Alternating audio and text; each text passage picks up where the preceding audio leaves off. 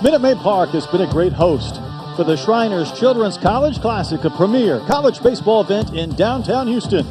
The Texas A&M Aggies and Louisville Cardinals in a rematch of last year's Super, ready to tangle again under the lights here in downtown Houston in this big league ballpark.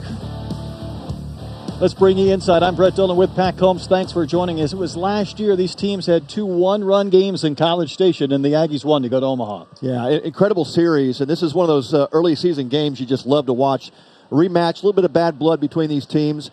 Of course, Louisville trying to get back to that situation, but man, A&M is coming off a great season, of course, making the College World Series. Should be a great game tonight. This Louisville team is hitting more home runs than they have in years past, and Ryan McCoy is a big reason why. Boy, he sure is. He's a transfer player from Wabash Valley, and what a season he had last year. This impressive 6'4", 220-pound body. He generates a lot of power, had 17 home runs and stole 18 bases. But he is the big cog in the middle of that Louisville lineup and adds a ton of punch for the Cardinals. He's given them some thump. How about some bloodlines on the other side for Texas A&M? Remember Jeff Kent, Astros fans? This makes you feel old. This is his son. Yeah, that's right. Well, he has come on like a storm here in Aggie land. This freshman outfielder has made an immediate impact. Kent currently has the highest batting average for the Aggies, hitting 400 with some power. And Coach Schlossnagle says, look, he's playing outfield right now, but he's a natural shortstop. He'll make the move to infield at some point. He'll be one of those replicas of his dad at some point here soon. Caden Kent has provided the Aggies a boost as well. Fun rematch from last year's Super. Texas A&M and Louisville from Minute Maid Park in the Shriners Children's College Classic. Our starting lineups. Our first pitch straight ahead.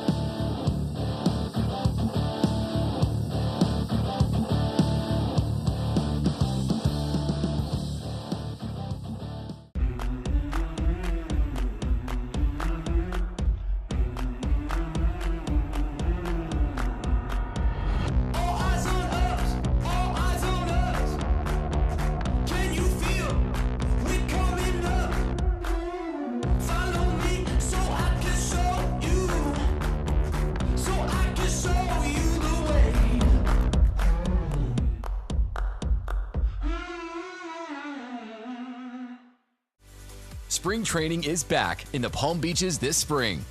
Experience Astros baseball, plus the best beaches, dining, and entertainment after the game. There's nothing better than Astros spring ball in sunny Florida. For tickets and more, visit astros.com/spring to book your trip. Plan your visit now to the spring training home of the Houston Astros, the Palm Beaches. Here at the Astros Foundation, we strive to harness the passion of our fans to be a force for good in our community. Through key fundraising efforts like our Community Leaders Program and the Diamond Dreams Gala, we're able to redistribute millions of dollars back to support the community that supports us all season long. Log on to astros.com/foundation to find out how you can affect positive change in our community. 2022 World Series champion! It's one thing to reach the pinnacle, and another to hold the throne. Heavy is the head that wears the crown, but we're used to the weight. We've built a legacy. Now let's cement the dynasty. We're ready. How about a pair of first pitches to start us off tonight? Lola and Ollie with parents Justin and Sarah. Looks like a couple of strikes to me. Well done. Good start to this game. Let's take a look at our starting lineup for the Louisville Cardinals. Christian Knapczyk is a pest at the top, and I mean that in the best possible way. Jack Payton, one of the best players in the country. And there's McCoy, Forbes, and Humphrey. King Jr., Mangrum, Beard, and Keelan are the starting 9 for the Cards. It'll be a good test today for Louisville going up against big Nathan Detmer on the mound for A&M. Well, how much do the Aggies think of this guy? He became the first Aggie pitcher to pitch back-to-back opening days since 2001-02. He definitely looks the part of a future Major League pitcher. At 6'4", 220 pounds, he'll touch 95, but Coach Schloss says, he's really better in the low 90s. That's where his sinker plays. He's got that late sink slider changeup mix. This is Detmer's second start against Louisville. He's faced him last year in the Super in June. So a guy that's familiar with the Cardinals. Cardinals may, some of those guys may know him well. Well, the 12th man is in attendance, as you would imagine, here at Minute Maid. First time that A&M has been here in the Shriners since 2019. So there's some pent-up demand. Great matchup. Outdoor baseball at Minute Maid. Yeah, Brett, when you think of this matchup tonight, you know, these schedules are made like months in advance, or I'm sorry, years in advance. So you're going back 3 or 4 years ago. Nobody knew Louisville and A&M would have matched up in the regional last year, and here they are. That's what makes it fun, doesn't it? Oh, man. Schedule makers got it right. 65-degree night. Christian Knapczyk is the hitter, and this guy does nothing but get on base. Been on base 19 times in 8 games. Of course, a year ago, he scored 72 runs for Louisville. Aggie fans know him well. He's going to get on base again, slaps one into the corner, and Knapczyk is going to have himself a double, maybe more. Kent plays it back in. Jim Schlossnagle probably shaking his head back and forth after watching that man do it again. We talked about the nightmare type of situation with the Aggies and Knapczyk last year. He gave the Aggies nightmares and had about 9 hits in that Super Regional, just picked up right where he left off. Gets the big swing here to open the game up, a double for the Cards, and they're threatening already. Small in stature, big at heart. Not a bad pitch by Detmer either. That ball was down and away. You slapped it to left. Here's Jack Payton, the catcher. Came in with all kinds of acclaim this year. There's a chopper foul outside of third base. Of course, last year he takes over for Henry Davis, who was the #1 overall pick the previous year, a 1-1 as a catcher for Louisville. Has an incredible campaign, as you see the Aggies defense. With Coffer, the 17-year-old, behind the plate for A&M. All Payton did last year was get 89 hits and 23 doubles. And Pat, if it's possible, he's off to a better start this year than he finished last year. Yeah, blistering start, hitting .462. Already has 3 home runs, 4 doubles. And obscene OPS is on-base slugging percentage of .1521. That's just crazy. It's almost twice what you would consider a good number. Right. He's become the face of this program in a sense for Louisville. Midwestern guy playing in the ACC for the Cardinals. Coffer keep that one from getting by him from Detmer.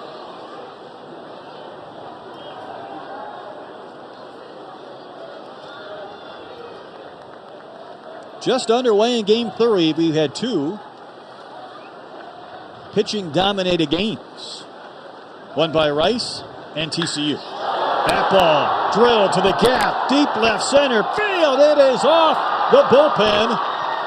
Knapczyk got a late break, and he's goes only 90 feet to third base on a double. Yeah, Knapczyk was tagging up at second base, thinking the ball was going to be caught in left field. He was the only one that thought that ball was going to be caught. Yeah, exactly. It was just a bad base running mistake on Knapczyk's part. The ball clearly had Wall written all over it the time it left Jack Payton's bat, but kind of an odd scenario. Payton gets second base, but Knapczyk only moves up 90 feet. That may not be a big issue with nobody out. If that was 2 outs, that would be a break of sorts for A&M. And here's Ryan McCoy. We featured him in the open. He's hit a couple of home runs in the first inning already this year. 4 on the season. And that pitch comes in around his back kneecap for ball 1. Just a great piece of hitting by Payton.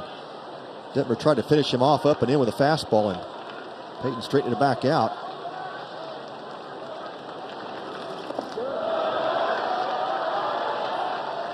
You wonder how Detmer will approach McCoy, knowing he's on a hot streak as well. He got first base open. Of course, first inning, you don't like to put anybody on in this situation, but we'll see if the Aggies choose to pitch around McCoy to face forwards. See what he gets 2-0. Hammered foul out of play. Watched a game earlier this season. I think it was against Bowling Green. And McCoy shot a homer out to left center field, and it was effortless off his bat. It was easy, true power. Yeah, the key for Detmer and the Aggies just try to keep the ball off of his barrel. Sent down the line in left. Will that stay fair? It does not. There's just a sliver of real estate in that corner. before you run into the side wall. Kent being tested with a couple of opportunities in this first inning. And that ball was just inches foul. Can't get it up in the seats. Threw it to a youngster. They dropped it, so he'll try again. Pretty good approaches here in this first inning by the Cardinals. Louisville off to a 7-1 start. Detmer sets far away from the body. Pulled the string, but McCoy would not chase. Yeah, Louisville hitters have been aggressive against Detmer, but also taking some tough pitches. Showing some really good plate discipline early on. Count is full to McCoy. That's ball 4. Pat, what does that heart rate feel like when you come out of the gates and all of a sudden you're running uphill 3 batters in? Oh, man. Yeah, not a good feeling. It's definitely not the plan you came in with. And no panic, though, for Nathan Detmer or the Aggies. Not even a visit from the dugout. That just shows you the confidence they have in him to work himself out of a situation. Aggies will play deep across the infield. Looking for no play ball. Patrick Forbes, the hitter. Good pitch fouled into the glove of Coffer for strike 1. Forbes 6 for 11. Included in those 6 hits, a pair of homers. Mr. Baseball in Kentucky in 2022. That's well placed for a strike on the outside corner. How about being a freshman batting cleanup on a team that last year won 42 games? Yeah, that's a lot of confidence in that freshman player. Dan McDonald's throwing him into the fire. He's handled it really well. See if Detmer gets greedy 0-2. He does not, but he spikes one. Knapchick got a late break, but he will finally score for the Cardinals. And Louisville leads 1-0 on the wild pitch. Well, he didn't catch too much of the plate. He didn't catch enough of the glove of Coffer on a wild pitch.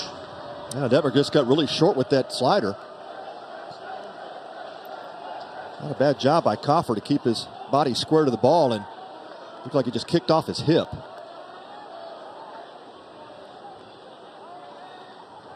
Also takes away the possibility of a force or a double play. Detmer could really use a strikeout. Ground ball fielded by Werner at third. A run will score. The throw's in time. First out produces the second run for Louisville. Yeah, couldn't work out any better for the Cardinals, and Patrick Forbes did a good job just taking a slider down and putting it in play. Knew he had the Aggie defense back on the infield. Great contact with 2 strikes to put it in play and collect an RBI.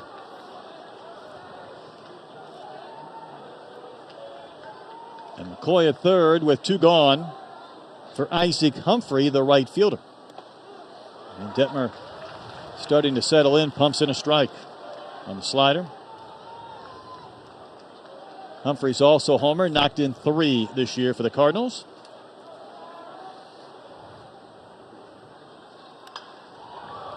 Highest ranking of all the many rankings in college baseball was number 5 for Louisville. That puts into perspective how the country views this program. Of course, the Aggies were right about that spot in all the polls. Yeah, that's right.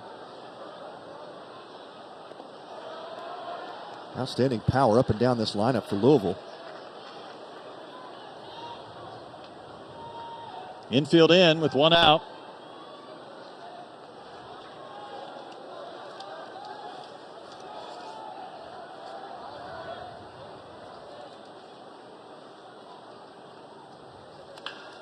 That ball laced to center towards Thompson. He'll come in to make the catch. McCoy is going to tag. The throw hits the mound. It's 3-0 Cardinals.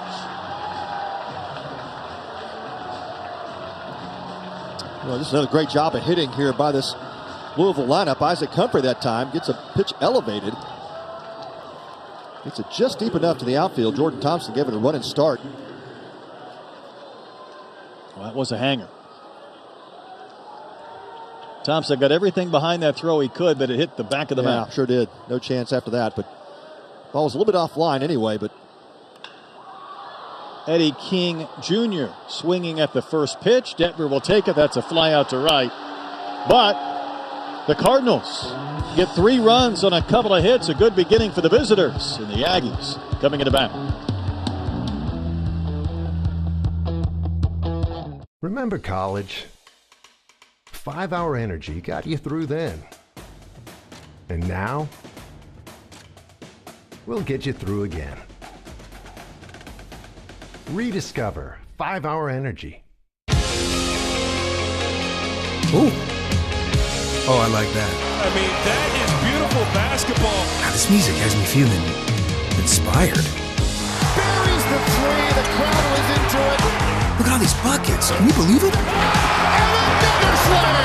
Dunk into the beat? Pfft, why not? There you go, Toyota Center rocking here. Wow, I'm feeling like anything is possible after that. I'm gonna go fold that laundry that's been sitting on my chair for a week. I think the crowd fades away, but you know, your energy alone and crowd's energy is infectious, so it's hard not to feed off of that. You don't hear the crowd too much. You can hear it, but like if it's live ball, like you score and the crowd's going crazy, you might not hear it as much because you're worried about getting back on defense. But like if there's like a big dunk and then they call a timeout, oh yeah, that crowd is gonna be roaring. Christopher, 30 points for him, his first 30-point game of his career.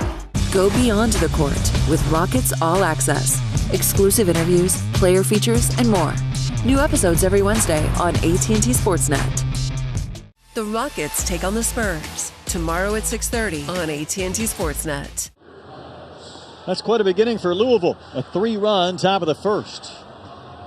Let's take a look at the Texas A&M lineup. They have some work to do right out of the gates. Lineup brought to you by Centex. It'll be Haas, Moss, and Boast.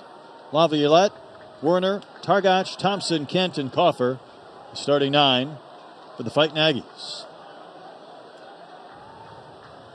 And Ryan Hawks will be on the mound for Louisville. Hunter Haas in the box. Well, a bit of a contrast between these starters. So Hawks was the opening day starter for the Cardinals, but it was only the second start of his collegiate career. But he has been dominant through his first 2 starts this spring, allowing just 1 earned run in 13 2/3 innings. How about this walk to strikeout ratio, Brett? 17-1. Yeah, that's incredible. What a way to begin. Yeah, really remarkable story. He didn't pitch for 2 seasons. Then pitched out of the Louisville bullpen last year, made 27 appearances. Chop it to third, and Beard is going to make that play to retire Hunter Haas. That's a newsflash when he's retired, but there's 1 out. Yeah, Haas off to a great start for the Aggies. Here's your defense for the Cardinals. King, Jr., Mangrum, and Humphrey in their outfield. Just saw Beard make that play at third. Napchik, of course, the shortstop. Keelan and McCoy complete the infield. Peyton, the outstanding catcher behind the plate. This is Jack Moss. He was roommates with Hunter Haas at Arizona State. Now they're both Aggies. That one laced but foul down the line and left. Yeah, you see that low 3/4 slot, arm slot from Ryan Hawks. As you can imagine, good arm side run with the fastball and really commands the fastball well. Oftentimes you see those low slot guys and they have trouble with command, but not Hawks. Good slider and changeup. Changeup has been an improving pitch for him. He'll use that more so against lefties. That pitch rides up and out, 2-2.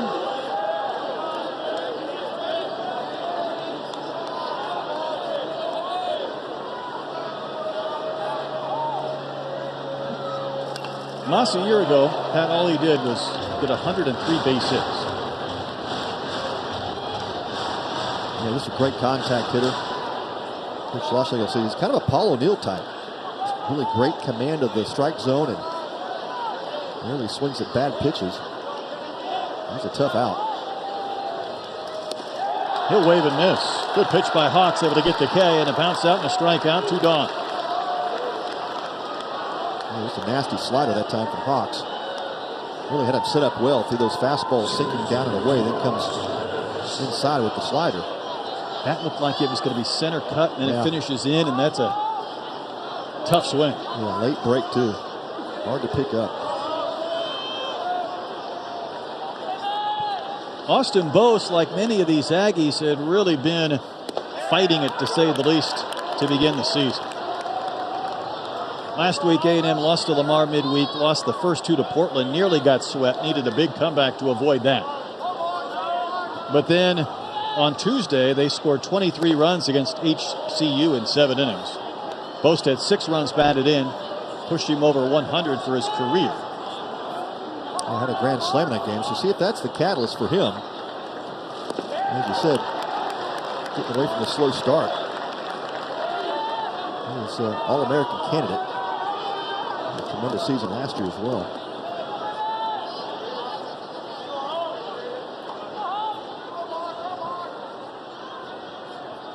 Here's the 1-2, and that pitch has some movement to it, down and out. No matter how much success you've had in previous years or whatnot, still feels good to have a game like he had Tuesday. No doubt. You can kind of change your mental approach quickly. Waited on that breaking pitch and sent it foul out of play.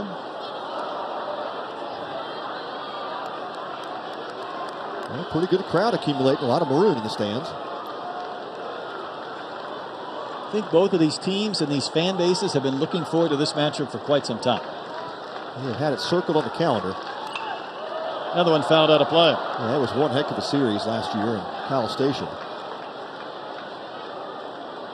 It's one of those things when you get to a Super and you win and you go to Omaha, you are on cloud 9. I mean, that's what you play for, to be one of those 8 teams to go to Omaha. And if you lose, you realize we were 1 game or 2 games away from that. And really close games, as we saw with Louisville.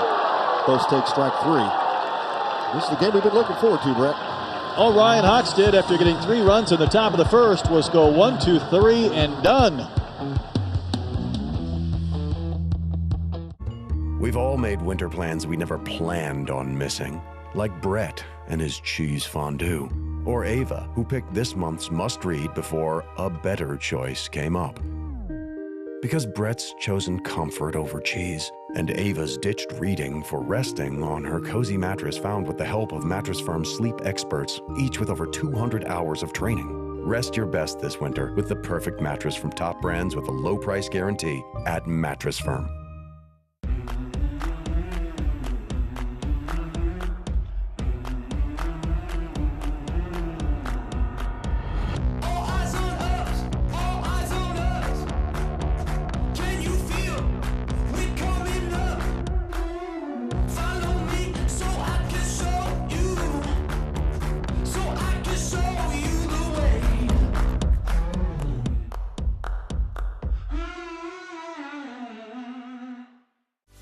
Spring training is back in the Palm Beaches this spring. Experience Astros baseball, plus the best beaches, dining, and entertainment after the game. There's nothing better than Astros spring ball in sunny Florida. For tickets and more, visit astros.com/spring to book your trip. Plan your visit now to the spring training home of the Houston Astros, the Palm Beaches. Help provide life-changing care to children who need your help by logging on to collegeclassic.org. And for each $100 donation, get a free Marucci mini bat. With a $250 or more donation, get a free full-size Marucci bat. Go to collegeclassic.org and donate today. We have one of these bats up in the booth, and every former pitcher or current pitcher likes to think they could swing it. That's exactly right. Pat's going to just take it off my back of my neck, but he's got one of these bats, and this is a beauty. This is, man. Look at that. Jacob Berry's bat. He was the all-tournament team for LSU last year, but this is a great collector's item. If you don't have one, you got to get one of these. I've got one mounted. There's a comebacker off the bat of Mangrum, handled by Detmer. He needs a bounce-back quick inning. He didn't throw a lot of pitches in the first, but gave up 3 runs and retires the Cardinals center fielder.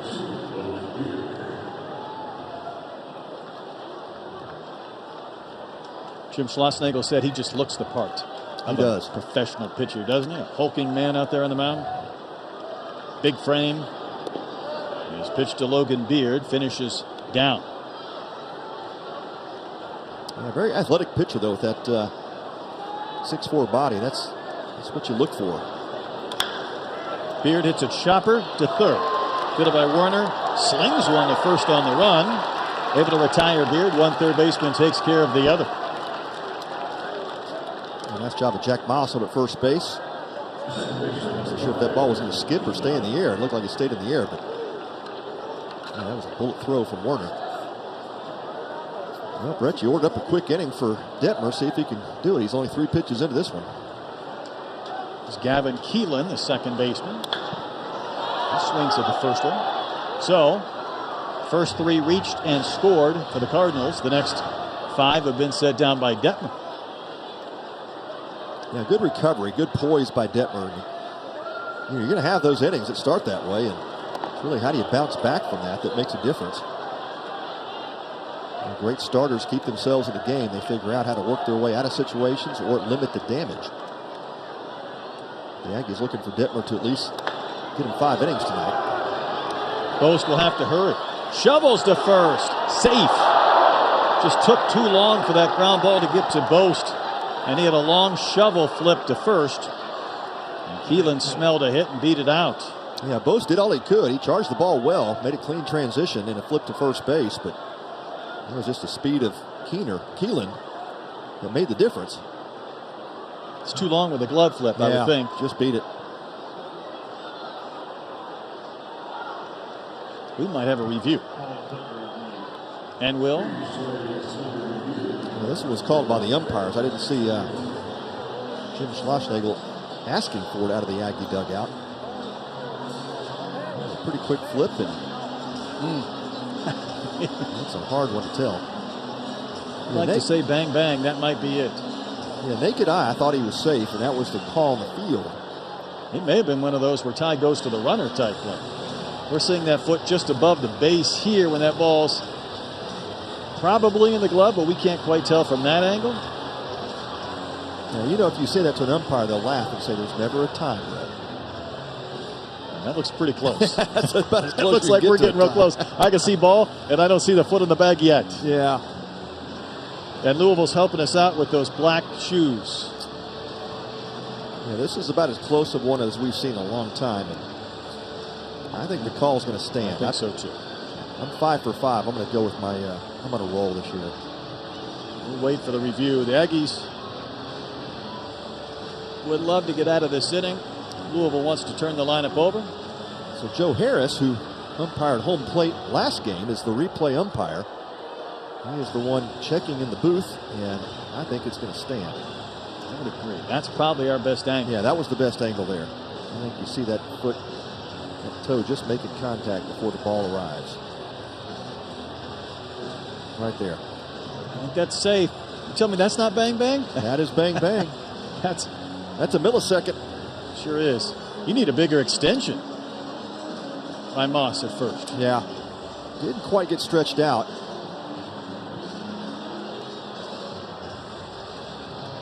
That's a close one. Well, they have Seth Buckminster, the first base umpire, and Ray Gregson have switched that headset about 3 times. I think they were trying to just get different angles, as many angles as they could, to make sure they got the call right, and they are going to rule Keelan safe. Turn this lineup over for Christian Knapchuk. Double to begin the game, part of that 3-run first. Patty has reached base now 20 times in 8 games plus 1 plate appearance. That's crazy. That's more than you could ever hope for out of your leadoff hitter. And of course, we know when Knapchuk gets on, he is just a table setter for Peyton McCoy and Forbes right behind him. Probably worth mentioning, this is a Louisville team that loves to run. Now, they've only stolen 8 bases this year. They've hit more home runs than they have stolen bases. And that one's going to be bunted foul. Last year, they were over 100 stolen bases. And really, this is a team, and I think maybe the stunning note for me as far as Louisville and their ability to run, since 2015, they have more stolen bases than any other team in their league has attempted. They don't mind putting some pressure on a defense, and they're going up against a young man who's a talented defensive catcher, but he's 17 years old in Coffer. He should be in high school. Yeah, it's an amazing story. To hear Jim Schlossnagel tell it. The Aggies were in desperate need of a catcher. They actually talked Coffer into skipping his senior season at IMG Academy and enrolling early. He said it's only been done a few times in college baseball, but they felt Coffer would be worth the risk to have him do that. It certainly has paid dividends. He is, as Jim Schlossingel describes, far beyond his years as a leader. Really has done a great job of kind of taking charge of the catching position and helping out the pitching staff. Really impressive to be able to step in. And one thing, just hold your own defensively, handle a guy like Detmer, some of their other top pitchers, but to almost be the encourager and to try and lead them through some tough times.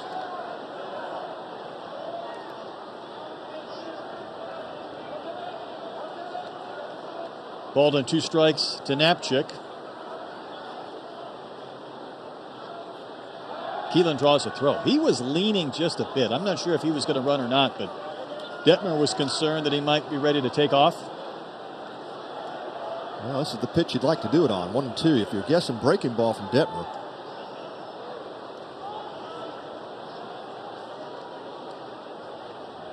Keelan doesn't run. Another ball sprayed down the line in left. Into a dive is Kent, but it is a foul ball. It's almost impossible to get a ball foul that doesn't hit the side wall. And we've had a couple where Kent has given chase already. And they've just been left to the chalk. Can't get a little bit of dirty on him. And, you know, you expect that from the infield, but not from an outfielder. You talked about the fact he's an infielder. He's helping out. He's playing in the outfield. There isn't a tougher left field to play, I don't think, than Minuteman. It's a crazy hot corner down there, and balls can bang around, especially off that Crawford fence. You get everything but a moat. Very little foul territory. You might run into the wall, and then you got to go around the bend to get to the bullpen. Yeah, left field in Minute Maid is a tough position, and I was talking about Caden Kent, the converted infielder. The Aggies have positioned him about as far left as you can get without hugging that line. Knapczyk doing what he normally does, just see pitches. Another one fouled down the line and back it out of play. Said in the starting lineups, he's a pest, and I meant that in the best possible way. He is a tough out.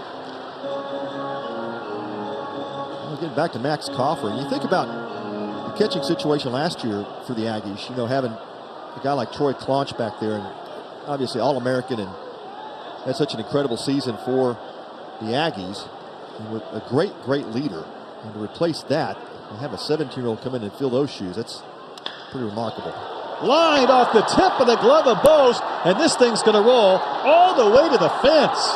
Keelan's going to score easily. Hey, Knapczyk is going to go to third base and round and hold. It's a 4-0 Louisville lead. The bang play at first, a near catch at second base, but Louisville gets another run. Yeah, just like that, too. Detmer was 3 pitches into this inning, had 2 quick outs. He gave up that really soft ground ball single to Keelan. And just like that, Knapczyk slaps that triple, 2-strike hitting. Man, he is a spark plug. A double and a triple. We're in the top of the second inning. Brings up Jack Payton. Big wave and a miss at the breaking ball. Payton doubled off the fence in left center. Probably a lot of College Parks it might have been out, but hit on that high screen in front of the bullpen area below the walkway. Expanded the zone there, 0-2. Knapczyk's got a little bit that Lenny Dykstra in him. He's a guy that I love playing with the Phillies. He was a great teammate, but man, when I pitched against him, he was one of those guys you just hated playing against. So hard to get him out. Strike 3, Payton will go down looking, but Detmer gave up the 2-out run. There's his catcher encouraging him, but it's 4-0 Cards.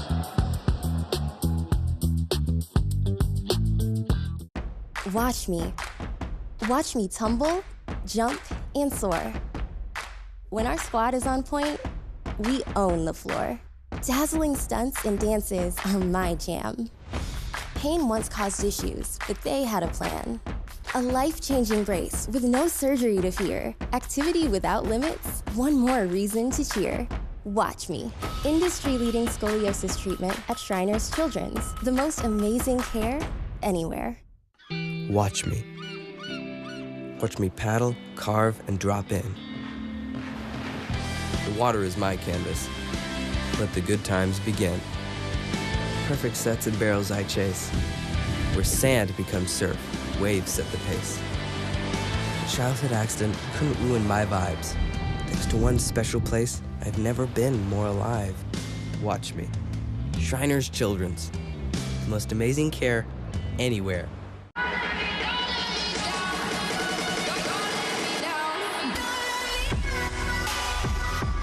Houston, let's rodeo with the Chainsmokers. Friday, March 10th. Tickets at rodeohouston.com. Cashback is good, but double cashback is even better. Discover matches all the cashback you've earned at the end of your first year, which is cashback at its best.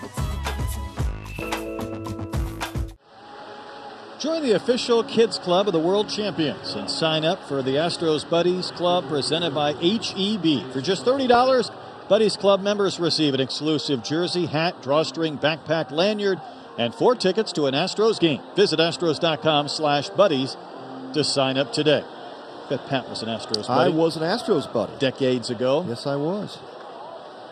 Roger Metzger. J.R. Richard.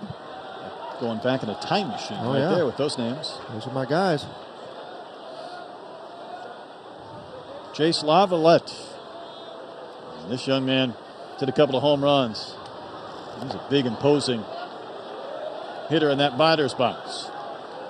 Facing Ryan Hawks, who had a 3-batter first inning with a couple of Ks.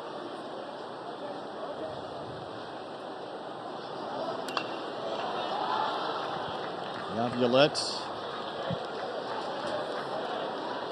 really going to be kind of the anchor in this lineup for A&M. It's hit 9 home runs, and this team really hasn't even started to hit yet. Maybe with the exception of that game on Tuesday. Yeah, it's been a slow start for the Aggies, and last weekend was that indication. Now, Coach Schloss says, hey, we started slow last year, and you saw how we ended the season. And it's really, when you look at the lineup, you do have some senior leadership in this lineup, but you're starting 3 freshmen as well. So a little bit of growing pains for these Aggies early in this 23 season. And Jim Schlossnagle said this group wants to win. I mean, they want to please. You can't over-try in baseball. Usually is self-defeating. That is ball 4. Aggies have their leadoff runner aboard in the second, down 4-0.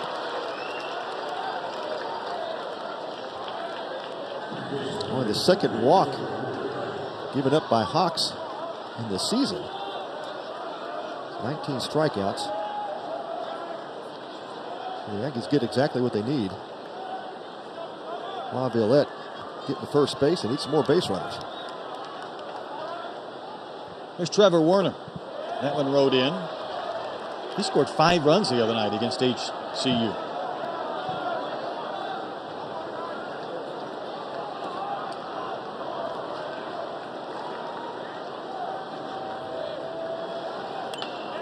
Klein High School product.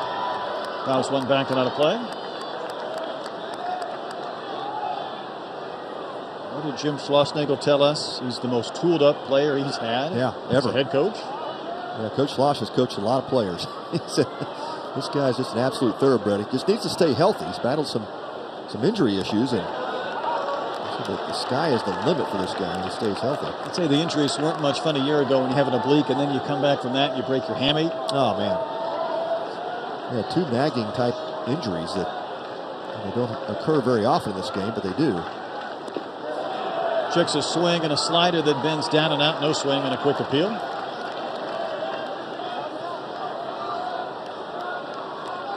What's so impressive about Ryan Hawks is Dan McDonald says this guy is so versatile. He can start games, obviously. He's starting tonight, but he can also be used as a closer.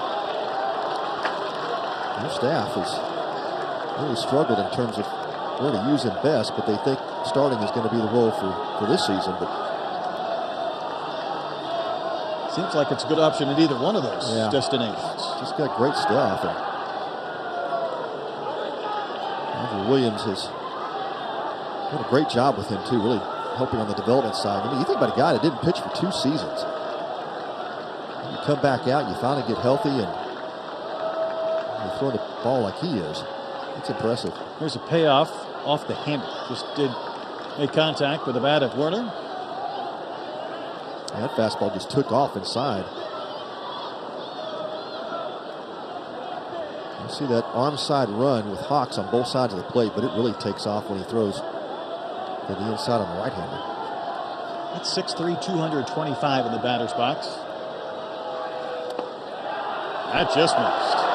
That looked pretty good.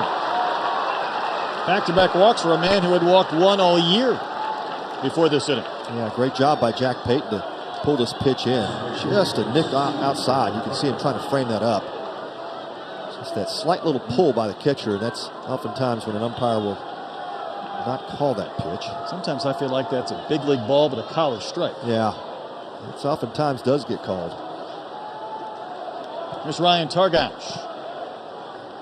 Another Aggie off to a slower start than you would expect, but everybody remembers what he did last year in conference games. He was better, and much better in SEC games than he was in the non-conference. Well, he led the SEC in RBI, right? He just had huge numbers. And that's when you're facing the big-time starter on a Friday, and you're facing power arms coming out of the bullpen. It didn't phase Targash. In 30 SEC games, he had 41 runs batted in. Yeah, 10 homers doesn't hurt either. Incredible. Hit 213 in the non-conference games. If you'd flip that, you'd have no problem believing it. Well, Hawks is hoping he gets back to that non-conference swing. Well, he is not only is he a great hitter with some good pop, but just one of those supreme utility guys. He can play anywhere. Sprays that one foul down the line and left. And Schloss calls him his BTU, his utility guy. That's the name of the utility company in College Station.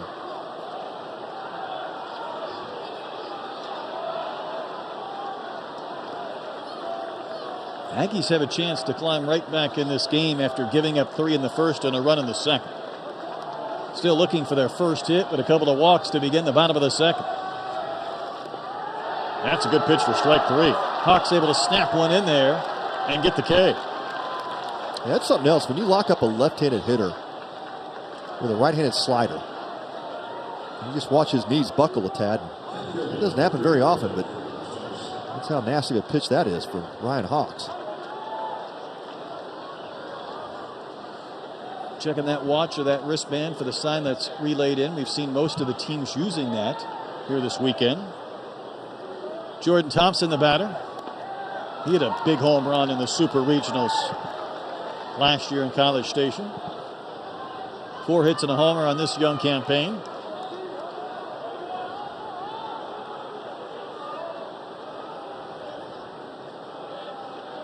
Hawks the pause before the pitch. Think about A&M, though, and again, everybody had them 5th or 6th in the country. Last Tuesday, you lose to Lamar. Then Portland comes in. We didn't know much about the Portland Pilots. When they left town, we did. They won the first 2 games, almost swept that series. Yeah, and Jim Schlossing said, hey, that was a mature team, very talented group. They're going to surprise some people out in the West Coast. And he says, we'll see how the year ends up. I know there are a lot of Aggie fans that were really upset during the course of that home series. You don't think you're going to lose a 3-game series to Portland, but they played well. It's another wave and a miss. Back-to-back strikeouts for Hawks after the 2 free passes to begin this inning.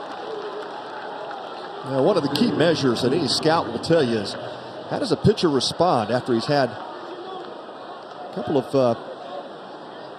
bad sequences, and boy, for him to come right back and strikes out Tarjak looking and Thompson swinging.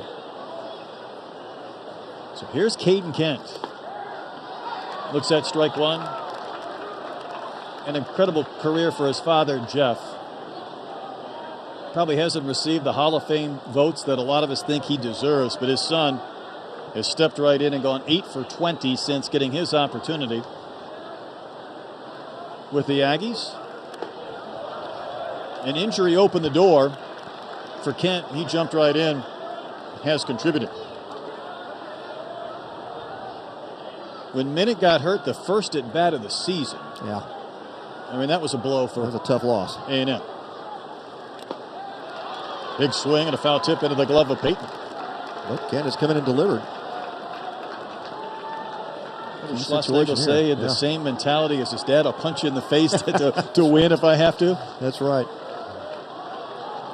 Yeah, the apple didn't fall far, according to Coach Schloss. Some intensity there and production. 1-2 from Hawks, fouled back.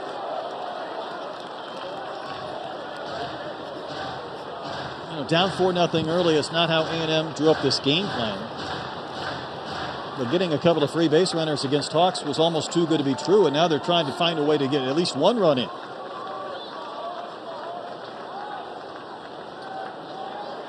Well, key pitch upcoming. And Hawks finish it off. Fouled away again.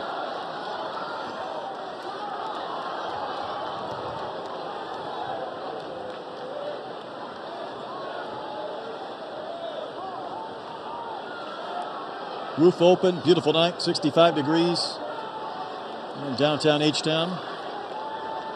Third game of this busy first day. The one a lot of fans have been looking forward to. That one's outside of Kent.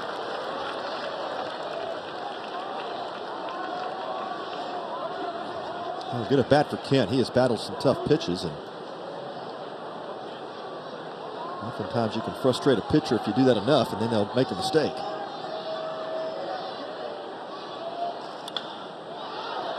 This young man's hanging tough. Fouls another one away.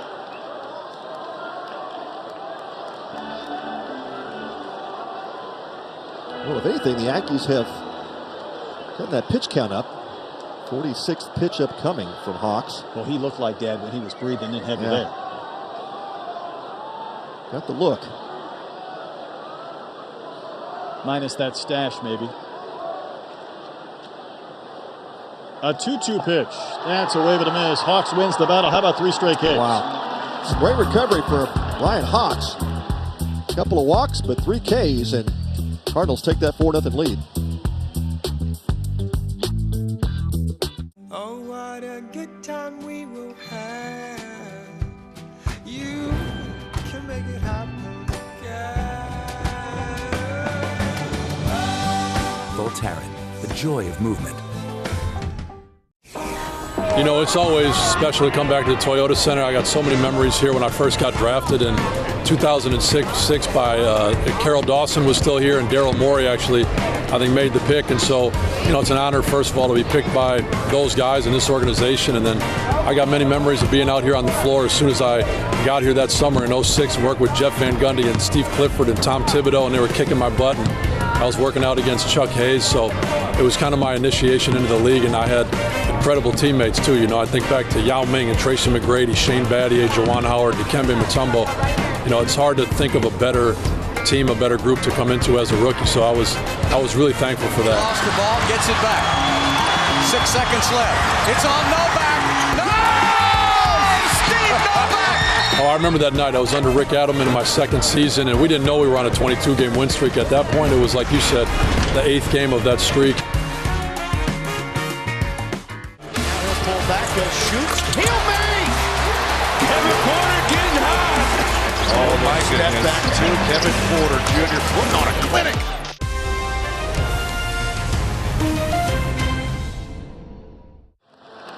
It's a 4-0 lead for Louisville as we go to the top of the 3rd inning here at Minute Maid, and we're going to welcome in Catherine, who is a national patient ambassador for Shriners. She has a story to tell that has a happy ending, being a college athlete. But first of all, welcome.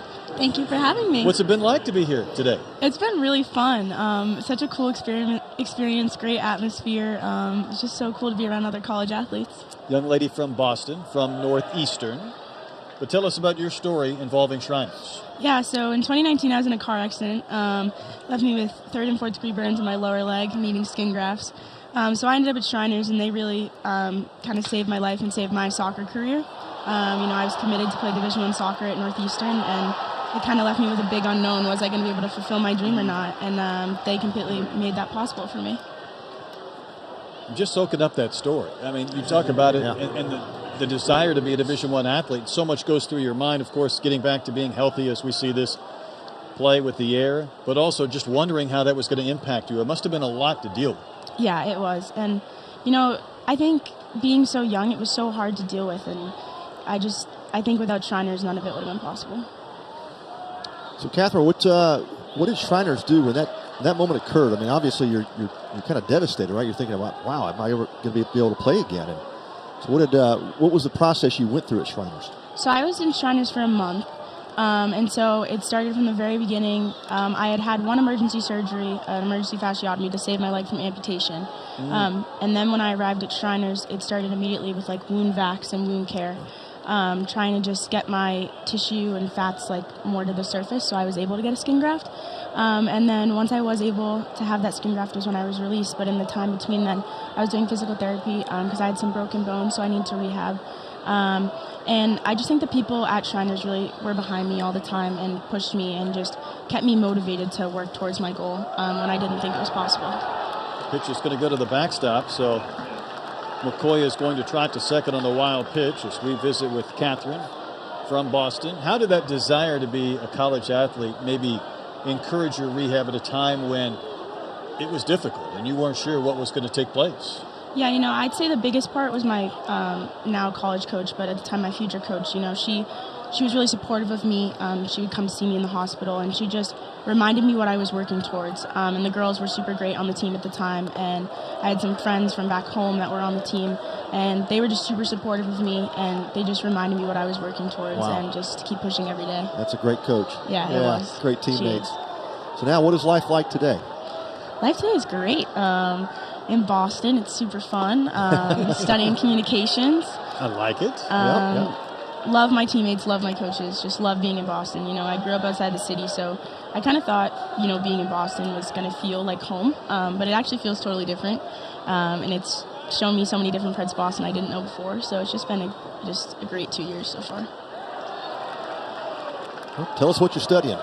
I'm studying communications. I started as a nursing major. Yep. I grew up thinking I wanted to be a nurse, and I quickly learned that wasn't really what I wanted to do. Switch gears. You made a quick cut. Quick switch. And pivot, yeah. I would say that is because of my role here at Shriners this year. That's great. I've met a ton of people in the communications side of things, and I just learned that this is something more that I wanted to do. It's ball 4 to 4. So what are you thinking of future career move? What are you thinking? You know, it's kind of up in the air. But I see all the work that the communications people do at Shriners, and I would love to be a part of that group someday.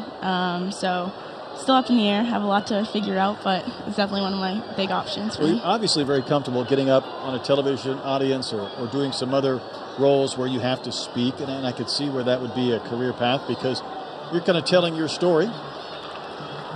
We're going to step aside and come back with Catherine. We've got a pitching change, so we'll break and return to Minute Maid in a moment.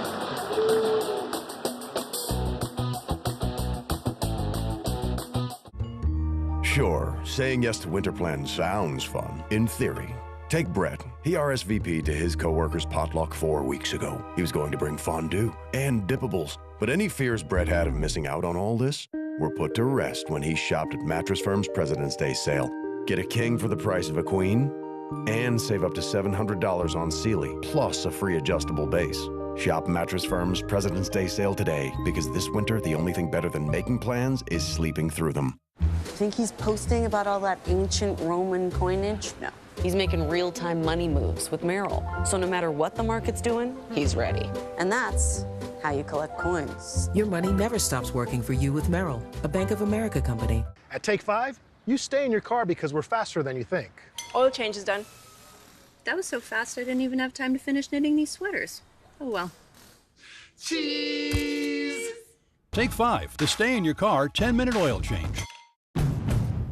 When you're looking for a new SUV, don't settle for some tired old design. For the freshest SUVs on the road, it has to be Honda. Honda SUVs are bolder and more beautiful than ever, including Ridgeline, Passport, HR-V, the all-new CR-V, and the totally redesigned Honda Pilot, the biggest, most powerful Honda SUV ever, with more room inside so you can do more outside. So for the freshest SUVs on the road, see your Greater Houston Honda dealer today. Our pitching changes are brought to you by Honda. So Detmer out of the game already for A&M. Out of the bullpen is Evan Aschenbach, a lefty, taking over on the hill for the Aggies. Yeah, good start to the season for Aschenbach, and making only his second appearance, but in his first, he went 4 innings. He gave up 3 hits, 4 strikeouts, no walks. The game is still young, Brett, and it's one of those moves I think Schloss made because Detmer just didn't have his stuff tonight. Just didn't seem like him. Down 4-0. First couple of base runners get aboard here in the 3rd inning on an error and a walk. Evan continues his warm-up tosses. We'll bring Catherine back in, a National Patient Ambassador from Boston. We were talking about your story, and I know that you have a message to tell. So how much do you maybe enjoy the opportunity to uplift others and share your Shriners experience and how that could also help out so many other people? Yeah, you know, I mean, before I got into this role, I never imagined I would do anything like this. And now that I've had this opportunity, I just want other kids that are in similar situations, you know, just despite it being a little bit different in certain ways, I just want them to know that anything is possible. And like when things don't seem to be going your way and it seems like the world is going completely against you, like you can push through, and you will find that the world shows you other opportunities in life. It's a great outlook, wise beyond your years. Yeah, incredible. Yeah, it's so cool to hear these stories, Catherine. You know, you don't invite these situations in your life, but then how you deal with it makes the difference. And obviously you've recovered so well. You're back to playing collegiate athletics, and what an inspirational story. Thank you. It's great. You've got a bright future ahead of you.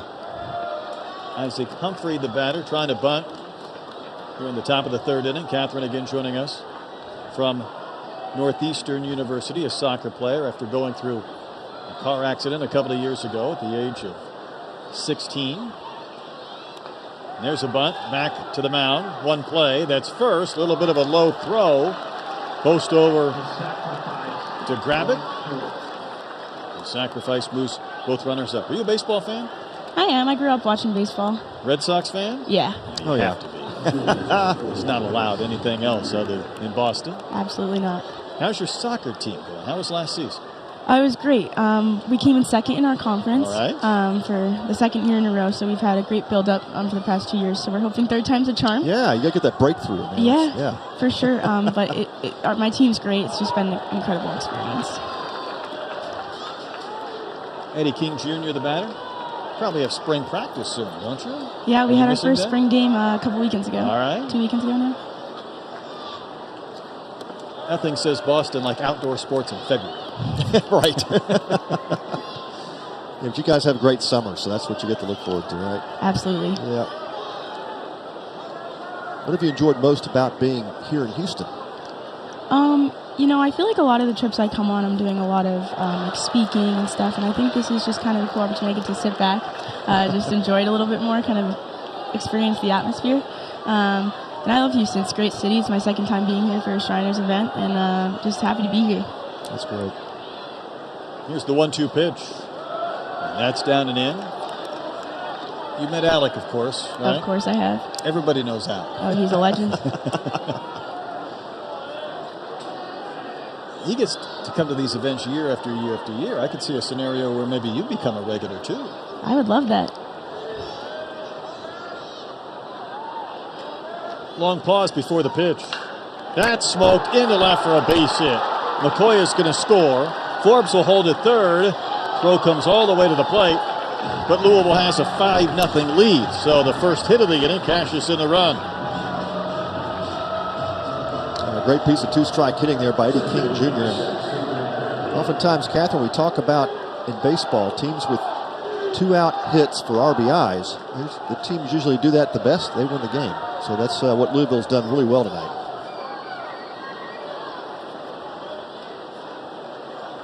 Mangrum, the batter, he had a comebacker to Detmer to begin the 2nd inning when it looked like he might have a very quick frame, but then before the inning was over, Louisville added a run, so they've scored in every inning to this point. There's a lefty-lefty matchup, and that one's up and out. You going to be able to stick around all weekend? I head out Sunday morning, so I get the majority of it, but unfortunately not the whole thing. Got to get back to school, back to workouts, back to practice. Absolutely. You've got a part-time job on top of a full-time job. Yeah. it's been fun to juggle it this year. Nice play by Moss. Got the lead runner at second base. No possibility for a double play. Forbes will also score in the fielder's choice. And the Cardinals putting it to the Aggies right now. It's 6-0. How about the effort at second base? Mangrum just took off. He's going to get a stolen base out of that. Heads up base running. And the defense has been a letdown here this inning for the Aggies. You had the error at first base. You're just not paying attention as Ingram makes the heads up play to get to second. Well, indeed, that was the case. Here's Beard. Takes one down and in. Speaking with Catherine, our National Patient Ambassador. Have you been able to go to the golf tournament or the football game yet? I got to go to the golf tournament. Nice. I unfortunately couldn't go to the football game. I had too much exams going on, but the golf tournament was super fun. You know, Catherine, Brett and I have lobbied for that golf tournament for a number of years, and they've never invited us, but I'm glad you got to go. You want to hear a funny story? Yes. All right, so you have no choice because you're here and you're tied to this counter. I was in Las Vegas that weekend at the AAA baseball event. On Monday, I'm leaving. I'm in my cab going to the airport, and the cabbie says, "Are you leaving when there's a golf tournament in town?" And I go, "That was it. That was my chance." I was so locked into the baseball, I forgot it was the golf tournament after all of these years of begging and asking. That's right. Could have been me. 2 balls and a strike to Logan Beard. That one's down and out.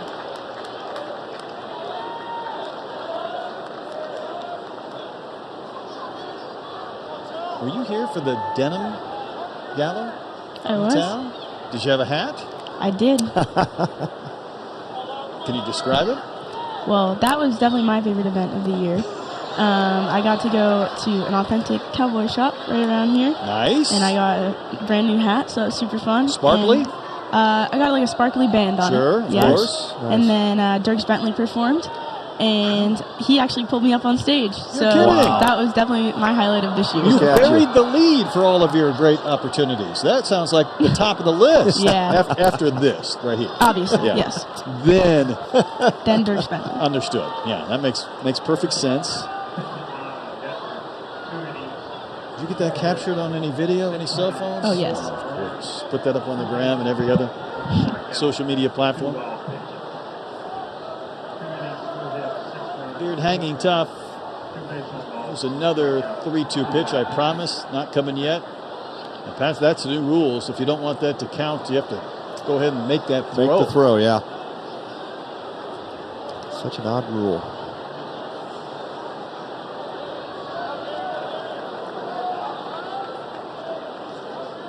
Been reluctant to throw this 3-2 pitch. Here it comes.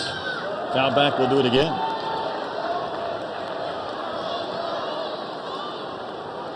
Louisville scored a couple of runs this inning.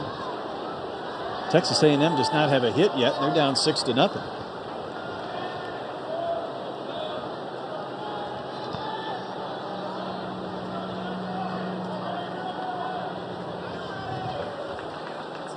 Aschenbeck on in relief of Detmer. And that's high. That's ball 4. So what do your teammates think when you come back from the weekend and they ask you what you were doing or where you were at?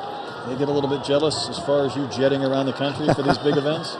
I think a little bit, yes, but I think they're also like, wow, you must be exhausted. Yeah. And a lot of times my answer is, yes, I am. Spoken like a true student athlete. Yep. This is Keelan. That ball's tagged to center. But Thompson is there. He'll make the catch to end the inning. 2-run score. But Catherine, thanks for joining us. Thanks for sharing your story and spreading the Shriners' word. Thank you so much for having me. Indeed. Great guest.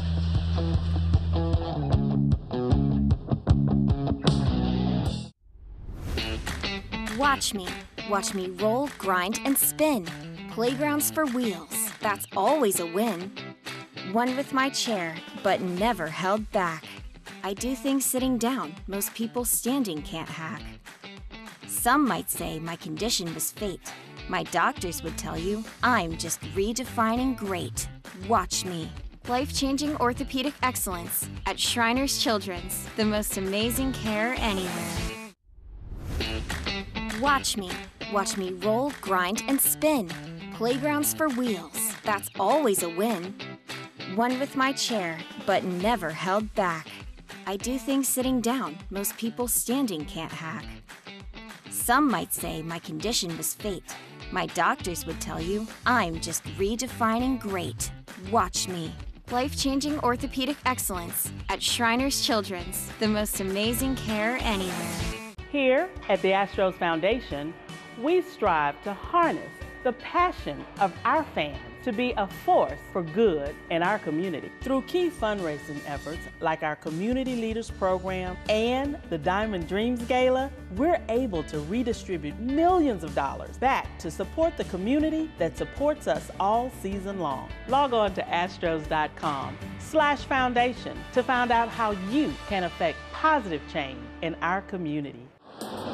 Well, Pat, so far so good for Ryan Hawks. Man, he has been outstanding. I'm just thinking how young he is in his pitching career to be able to control and command the strike zone like he has. He had 5 strikeouts in 2 innings of work against the Fighting Aggies. This is Max Coffer, 17-year-old catcher. 1 for 11 so far with the bat, hitting 9th, and takes strike 1. His team down 6-0. Both base runners for A&M were a couple of walks that Hawks issued to begin the second. Then he went strikeout, strikeout, strikeout. Made him angry. Sent down the line in right, bending into the seats and out of play.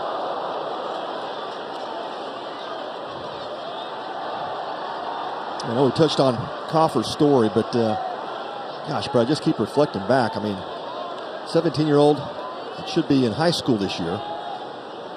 He should be in the middle of his spring season as a senior in high school, and here he is, the starting catcher at a Power 5 with Texas A&M. I'll say it's not your normal high school since it's IMG, but your point's well taken. It'd be a much different scenario.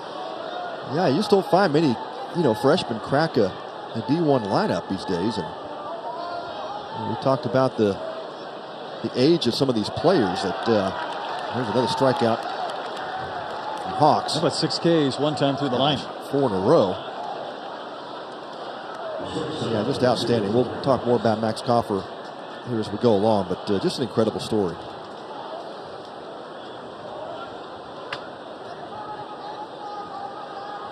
Here's Hunter Haas. One time in that Portland series, he had reached base 13 of the 15 times. Hawks was going so fast that our plate umpire, Ray Gregson, said, "Hey, wait for me. Hold on. I know we want to go fast, but you're going too fast." So it's one or the other.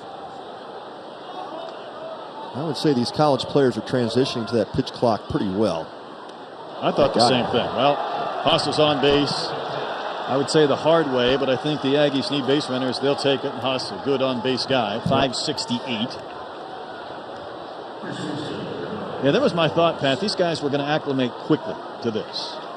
Yeah, I think after that first weekend, there were a couple of critical situations where hitters got rung up on strikes, pitchers were called for balls. The transition has been quickened here in the last 2 weeks. These guys figured it out pretty quick. Yep, because baseball is a game of adjustments. And you make them. Always. You make it quickly. Always adjusting. Jack Moss, a strikeout victim back in the first. Again, over 100 hits last year.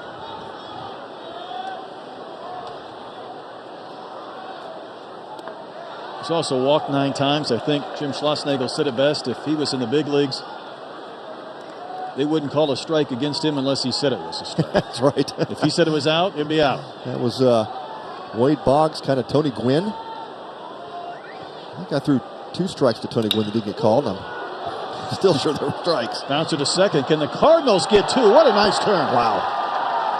Defense, great pitching. That's what happens. It's just the way it goes when the pitcher keeps his players on their toes.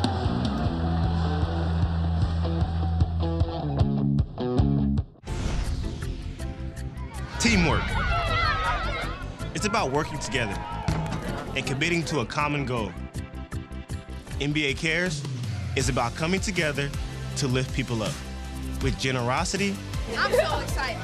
and genuine heart in the communities where we live, work, and play. Together, we can be an unbeatable team. 2022 World Series champion. It's one thing to reach the pinnacle and another to hold the throne. Heavy is the head that wears the crown, but we're used to the weight. We've built a legacy. Now let's cement the dynasty. We're ready.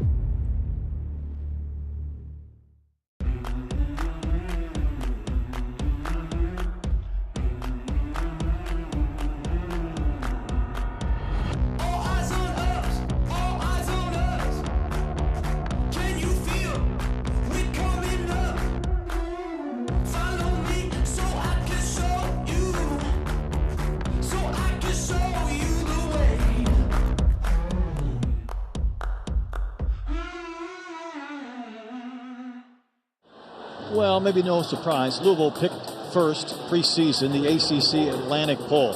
Tell you what, when it comes to ACC baseball, Pat, they're all in the Atlantic. I mean, you got the powers. Right. Wake's undefeated. I think NC State is undefeated.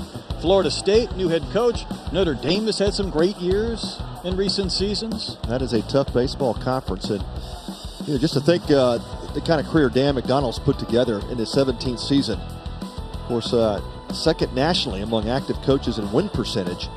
Two-time National Coach of the Year. But, yeah, no surprise that the Cardinals are picked to win it. That was a quick out, retiring Napchik. He's finally got him out. Like that. He was going for his third hit before we got to the top of the fourth inning, and here's Jack Payton. Now, Dan McDonnell's quite a guy to talk baseball with. We asked for a half an hour. We could have kept going well past an hour, chasing 700 career wins.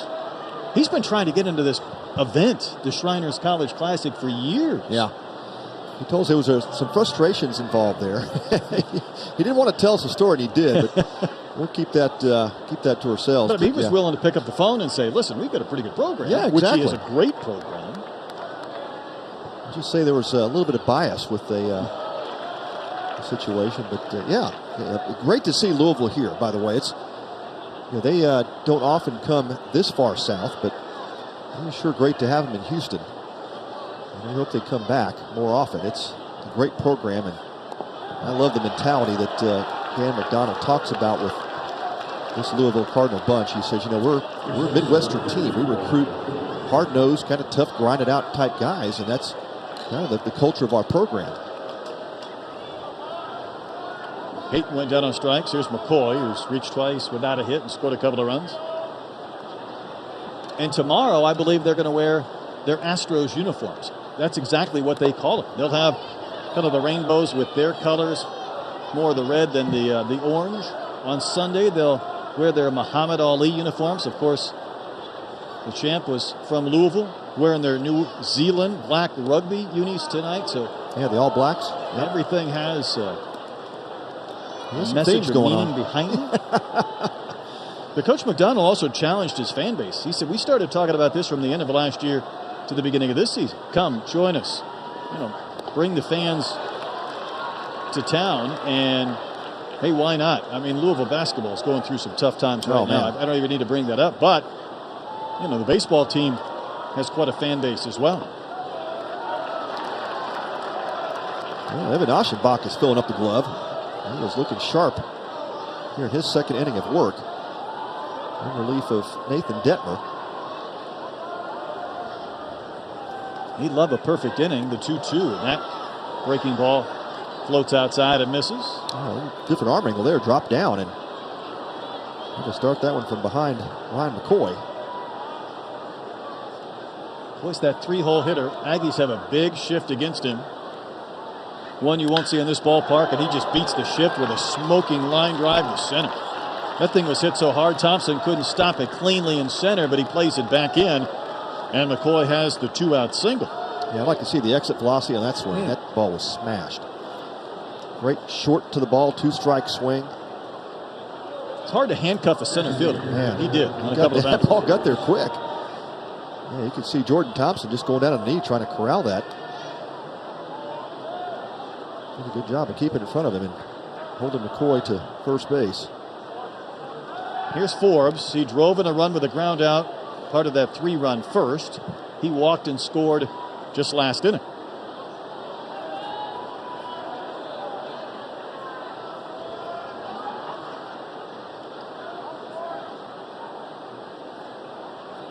And the pitch to Forbes. Runs a little bit in.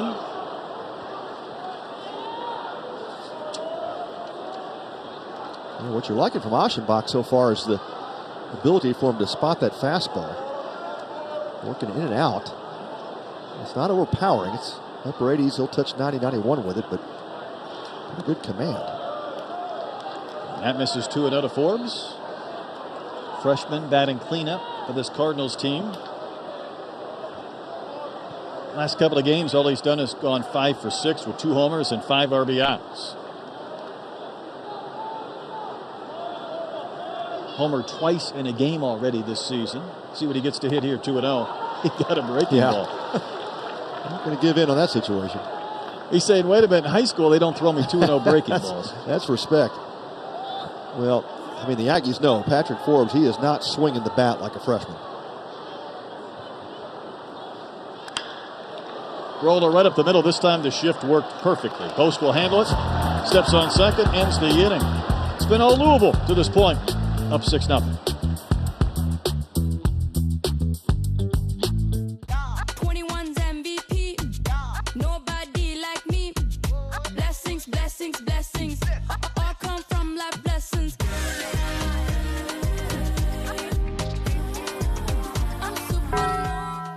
What's your warm-up music? Oh, wow. Warm-up music is Juice WRLD.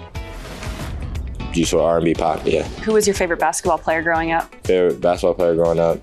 Kevin Durant. Easy. Favorite holiday? Growing up or right now? Right now. Right now, favorite holiday? Eating. Thanksgiving. It's a movie you can watch over and over again and never get tired of it. Over and over again. All About the Benjamins. Do you have a favorite place to vacation? New York. Oh, nice. Do you have any pets? I have 4 dogs. You have 4? Yeah. You have the most out of anybody on this team, I think. Yeah. What are their names? Lava, Icy, Rain, and Loki. Are they all the same breed? So 3 of them are XL Pits. 1 of them is a Belgian Malinois. Nice, that's awesome. What's your favorite food? Macaroni and cheese. Who's your biggest inspiration in all of life and why? That's my mom. Everything I do is for her, because of her, and it's possible because of her.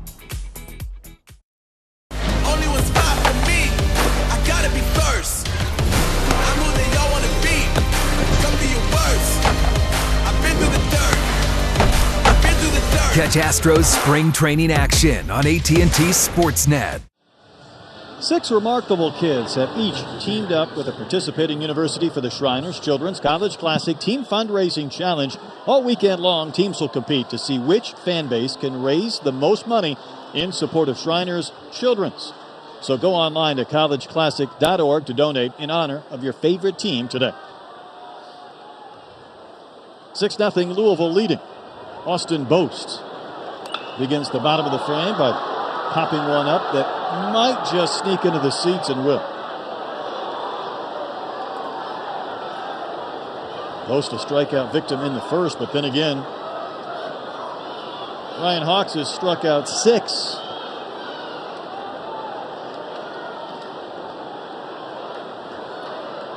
Austin Boast, he is the preseason All-American candidate, though, for this Aggie team. A year ago hit .360, 10 homers, 45 knocked in. But Pat, he walked more than he struck out. 34 walks, 29 Ks. Yeah, that doesn't happen very often. That's a guy who's a great understanding of the plate, the zone, and just really handles the bat well. But so chop it to third. Beard played a couple of different positions. He's found a home over at third and retires Boast with a good throw.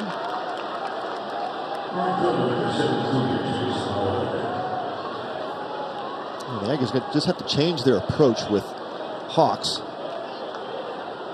They've been fairly aggressive in the early counts, and they've gotten a fastball to hit. The problem is Hawks has not really made a lot of mistakes out over the plate. Well, he's pitched this game on his terms. Laviolette walked back in the second when the Aggies had some hope. Got a couple of free base runners since then. He's only given up one base runner hit batter, and he erased him on a double play. Yeah, it's those sinkers and changeups down in the way. That's really been kind of the bread and butter for Hawks to get ahead. The Aggies need to take that kind of up the middle opposite field approach. Jace was trying to knock one out of here. Schloss said he can hit the ball over the moon. I think it's his term. He's strong. Tompkins high school product from Katy. No doubt a thrill for him to be here. And he just swung right through a pitch at 93. That is strikeout number 7 for Ryan Hawks. Well, Hawks is doing a great job of using his off speed to set up the fastball. The fastball just blows right by Laviolette. Just a tad behind it.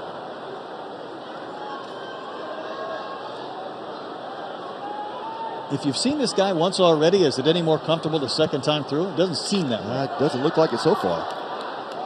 Here's Werner fouling one back in the upper tank.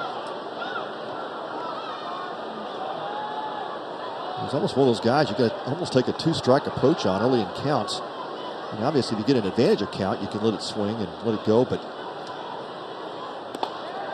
it's 0-2. In other words, when it's 1-0, 2-1, you're still treating it like it's 1-1, 2-2. Yeah, just put the ball in play. I mean, you got to try to put some pressure on the defense. And right now, there's just too many strikeouts for this Aggies lineup. And the conversation in the dugout has to be, hey, we've got to shorten up and just put the ball in play, just like that. That's a great 2-strike approach. Aggie fans enjoy it. That's their first hit. An 0-2 single to right field by Trevor Werner. Good job. There's that fastball. And starts out off the plate and he comes in and catches it outside corner. That time Warner says, I'll just go that way with it. Great piece of hitting. Tell you what, when the Aggies get off the bench, they look like a real team with these big bodies and the frames that they're going to run out there. It's an athletic team, man. There's Targach. Struck out looking his only time in.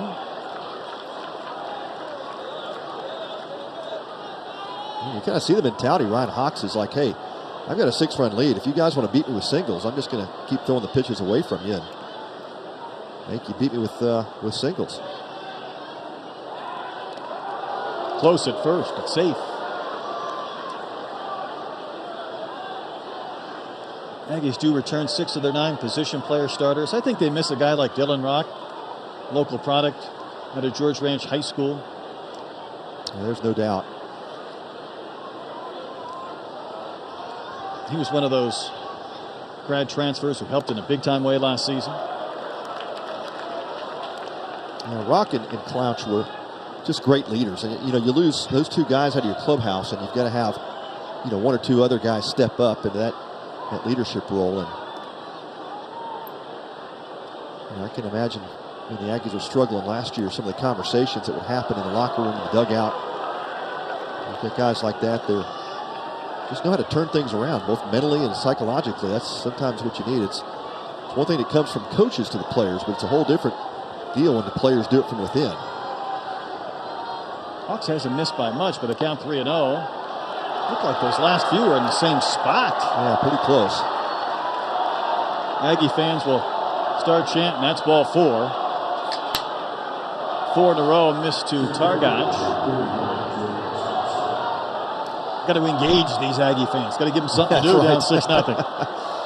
They're known for this chant when the pitcher struggles with throwing consecutive balls. They better do it now because Hawks has not thrown many out of the zone. A couple of exceptions here or there. There's Jordan Thompson. One big swing, though, would cut this deficit in half. And that one's fouled to the backstop. Yeah, that's what the Aggies need.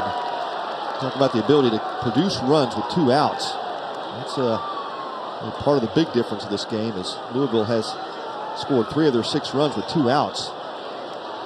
And the Aggies need that big hit, as you were talking about, Brett. And even with that 23-run outburst the other day where all the Aggies did was hit, their team batting average coming in still only 264. That shows you to the point where in the first couple of weeks, listen, things just didn't go their way. And too many good hitters, too many established resumes, not to believe that they all won't turn it around at about the same time, but no one ever likes to start slow. Well, that's right. I mean, sometimes you over-try, and I think that's what Coach Losh was talking about. You got guys that come to play every day. They work hard. They play hard. This is a really good team in that way, and that's kind of the culture they have. He says sometimes our guys can overdo it. They're just over-trying. Well, in the middle of the season, you go 0 for 8 as a hitter. That's not much fun. You go 0 for 8 in the first couple of games, you see your batting average is got a 0 in front of it or a 1. That has an effect. Oh, boy. Yeah. You aren't kidding. Jordan Thompson will wave and miss. Everything feels magnified, and it does for the team. I mean, a team comes out and wins 5 or 6 games in a row. It feels like you're going to Omaha, and you lose 3 out of 4, and the sky is falling in College Station, for example.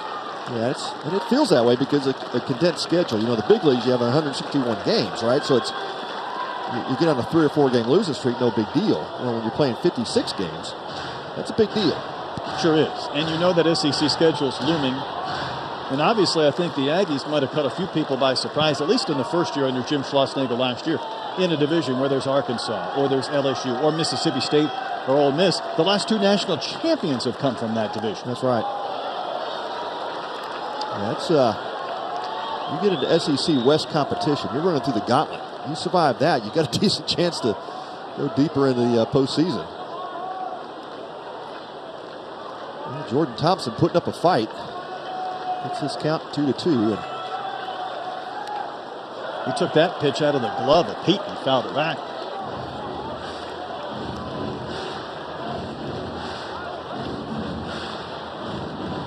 Hawks about to make his 74th pitch, so that is the good news. When you're struggling to see the ball against a particular pitcher, next best thing is get him out of there. Let's face the next guy. Good point. Even if you aren't squaring him up, keep spoiling some pitches like that. Should find the seats and will. Down the line and right. Into the 12th man.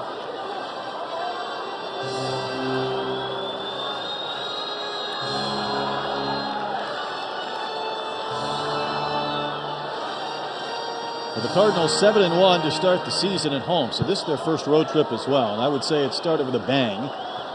Hawks would like to continue this big game and end this inning. Strand a couple of Aggies on base.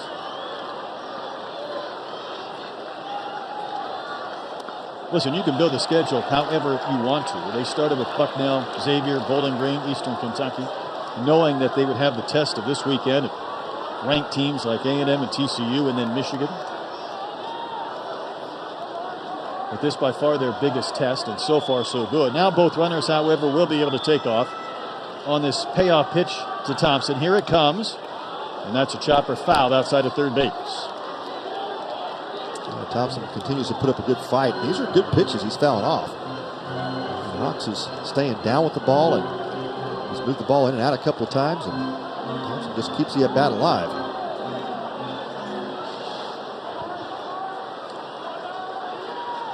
Werner at second, had the 2-out single. Targach at first. This will be the 9th pitch in this sequence. Should be an out if it ever comes down. That's up there a big-time way. Beard, the third baseman, made the catch. Aggies strand 2 more. Hawks getting it done. So are the Cardinals. Up by 6.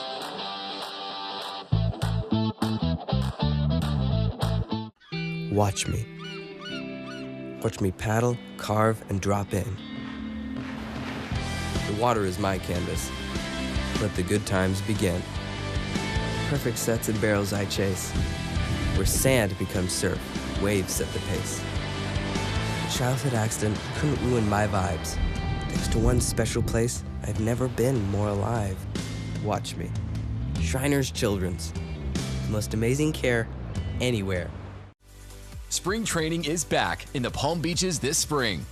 Experience Astros baseball, plus the best beaches, dining, and entertainment after the game. There's nothing better than Astros spring ball in sunny Florida.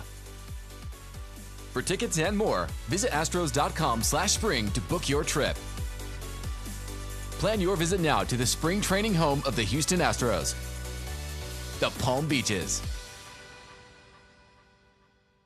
Here at the Astros Foundation, we strive to harness the passion of our fans to be a force for good in our community. Through key fundraising efforts like our Community Leaders Program and the Diamond Dreams Gala, we're able to redistribute millions of dollars back to support the community that supports us all season long. Log on to astros.com/foundation to find out how you can affect positive change in our community.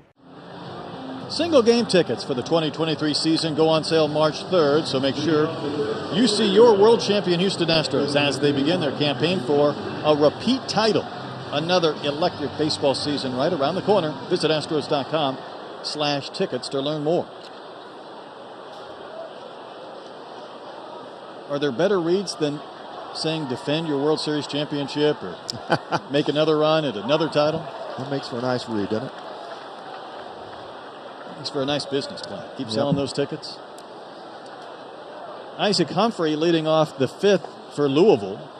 He's had a sacrifice fly and a sacrifice bunt, so he doesn't have an official at bat, but he's knocked in a run.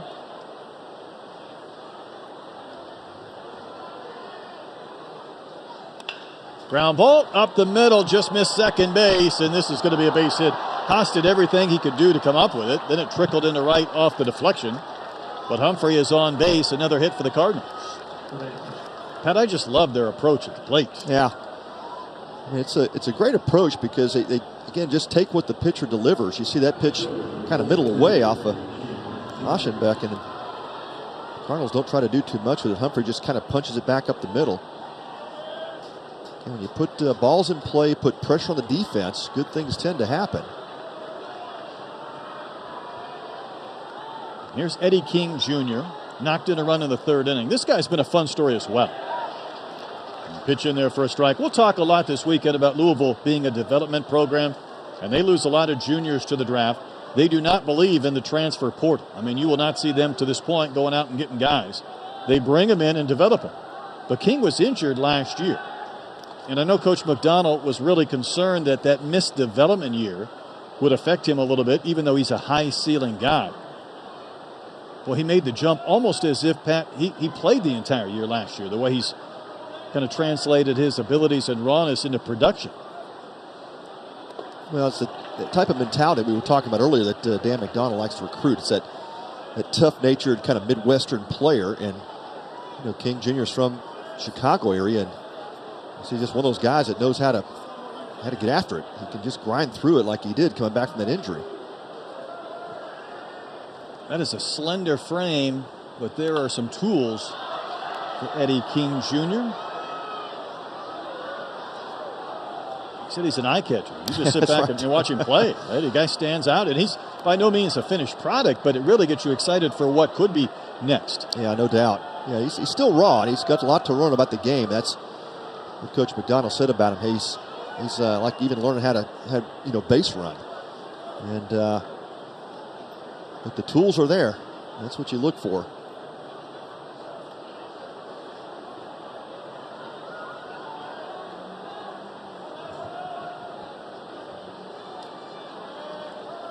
Counts 0-2. That missed in. Yeah, Louisville's only struck out a couple of times tonight. That's what we were talking about, Brett, just that philosophy of short swings, put the ball in play. Understanding the zone. Yeah, and still hit with power. I mean, you can hit with power with a short swing. That's what you hear hitting coaches talk about often. Bloop to left. It'll drop for a base hit. Kent couldn't get there. That's another 2-strike hit. King Jr. puts it in play. He's 2 for 3 in the game. And the Cardinals in business. Their first 2 runners on again. Not a bad pitch by Aschenbeck. That ball was riding in on the hands of King Jr. and he was able to muscle it out there, pull those hands in nice, and just enough of the bat on it to get it to the outfield. This is 42 pitches already in relief for Aschenbeck. Nobody out in the 5th. Haven Mangrum, the batter, drove in a run with a fielder's choice back in the 3rd inning. Going to have a mound visit from A&M. That should be Nate Yeske.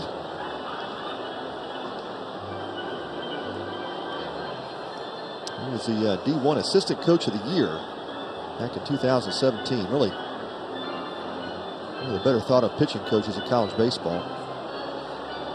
Came from Jay Johnson's staff at Arizona. Of course, Johnson took over at LSU, and Yeski has moved over to the Aggies, part of that 21 College World Series team. The Aggies bullpen just now again getting active. Clint umpire Ray Gregson out there to speed things along. There's the activity going for the Aggies. A couple of pitchers up, beginning to throw in those early stages.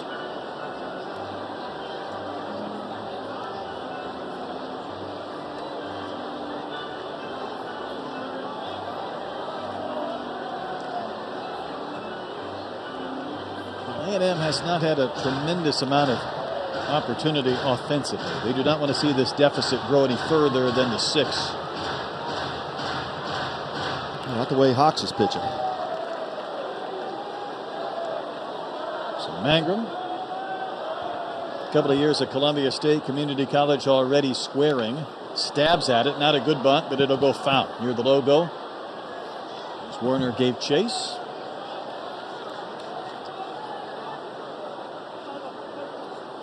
That breaking ball fooled him. See the earpiece on Coffer? So he's got the earpiece in addition to the wristband. He's got every device other than an iPad or a cell phone out there. Well, I'm guessing the earpiece is more for defensive instruction. You know, call them bunt plays and first and third plays. Well, you got a 17-year-old catcher. You might just provide a couple of quick words of advice here and there, but you look at the watch or that device for the pitch, which he's checking right now. Yeah. So he's getting the pitches from the watch, but you can still use the comm system for defensive signals.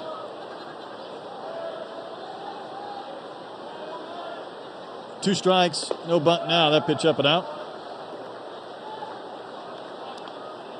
If I would have told you back in your playing days, if I could say, Pat, just imagine 30 years from now that you'd have a device on your wrist flashing in the pitch, or they'd be relaying the signs with an earpiece. Be laughing. Yeah. But it works. That's a wave and a miss. Yeah. Advance with the times. That's a strikeout. Yeah, one of the few times that Louisville has not executed on offense. They're unable to get the butt down and then goes down swinging. Logan Beer next in. Louisville had a game where they were down big to Xavier, and there's a pickoff try at second. One of those throws, when you attempt to hit your second baseman behind the base, is going to hit the runner and roll away. Yeah, I don't like these semi-fake throws and just to buy more time. Yeah, I think there's going to be some adjustments to some of the new rules, and especially around the pitch clock rule. And I agree. I think there'll be minor adjustments around the big rules. I was saying about Beard, though, he had a 3-run homer against Xavier when they were down late. Kick-started a comeback effort. And this is a veteran who hit .310 a year ago, batting 8th in their lineup this season.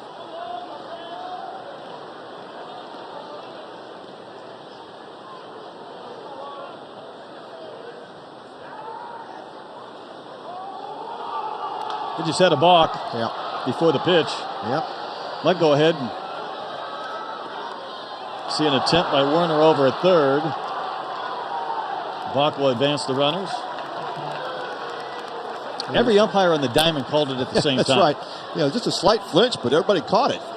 You don't usually see that, but of course the Louisville dugout was yelling balk, but I don't think he wanted to pick again because he just threw to second base. Oh boy, that's a shiver and that is every bit of balk. That's a little shimmy going. Well, that's going to bring Jim Schlossnagel out. We're going to see a pitching change here for the Aggies. They had Robert Hogan and Shane Sadeo warming up. We'll see, looked like Schloss put up his right arm, but it's going to be Robert Hogan coming in relief. Yes, it will. Now Devin Aschenbeck.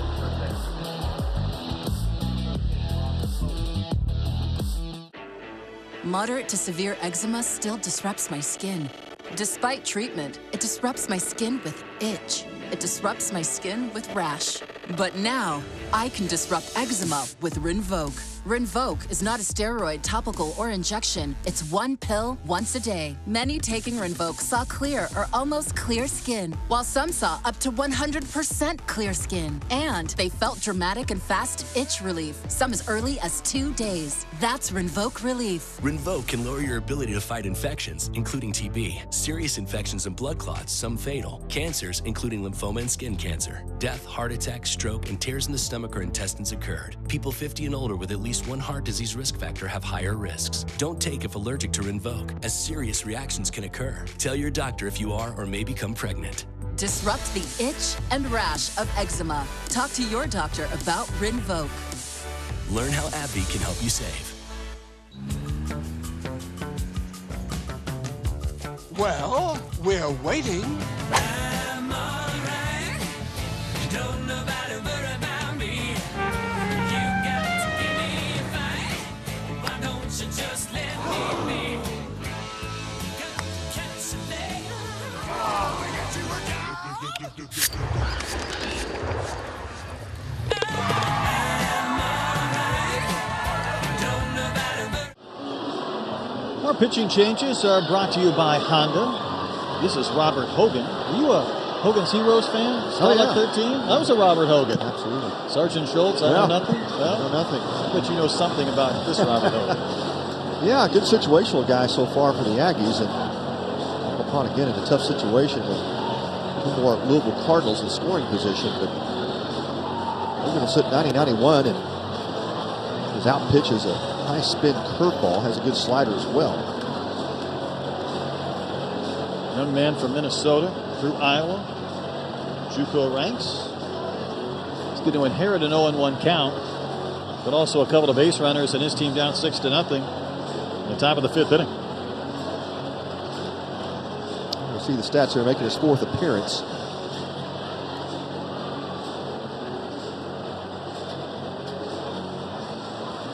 Well, 3 innings of work, couple of hits, 4 strikeouts, no walks. You like that? So after the pitching change, Logan Beard climbs back in there. The balk moved Humphrey to 3rd, Eddie King Jr. to 2nd. 4th was the only frame so far Louisville's not scored. And they're trying to tack on a run or more here. Infield in, all the way around for A&M. And that one floats outside.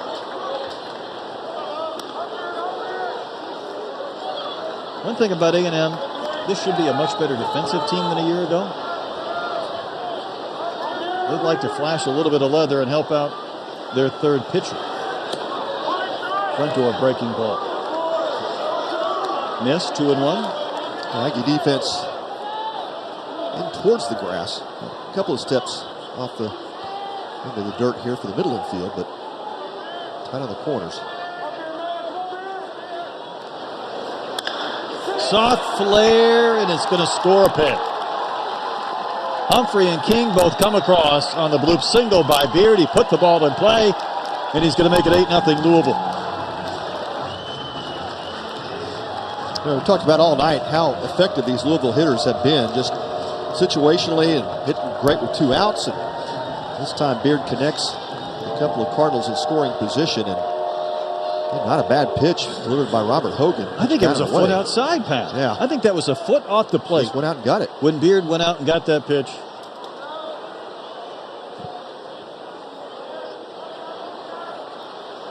You don't expect that one to be put in play, let alone producing a couple of runs. Yeah, the only way you hit a pitch like that is if you're really kind of sitting on that outside part, looking for a pitch away, and that's what Louisville's done so well tonight. This is Keelan, the 9-hole hitter. He singled and scored a run. Just a little bit high.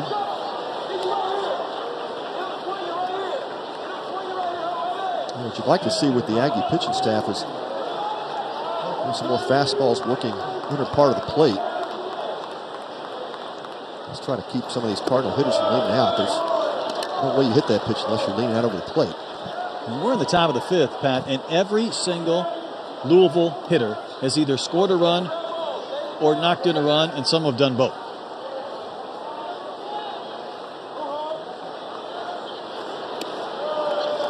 That's ball 4. Going to turn this lineup over for Napchuk.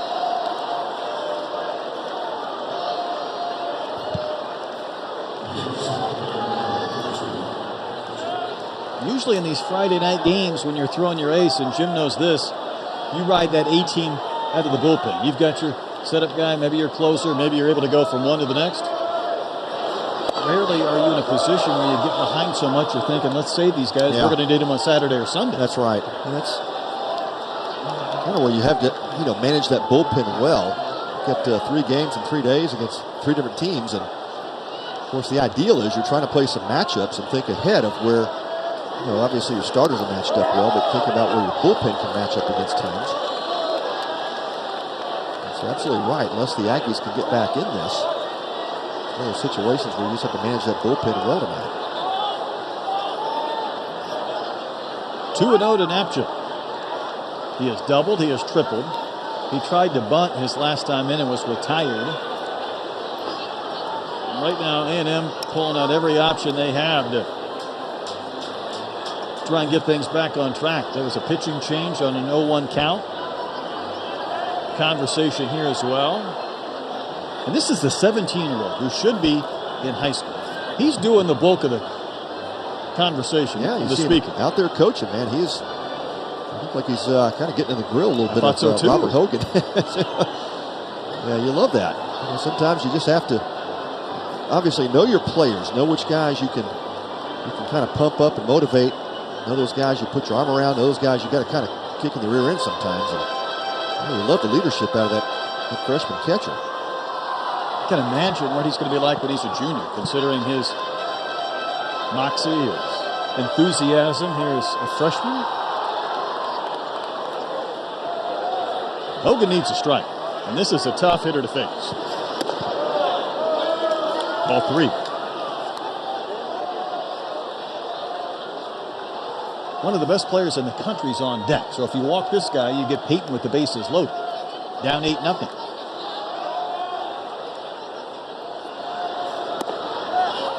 Napchuk took a strike. He might take another.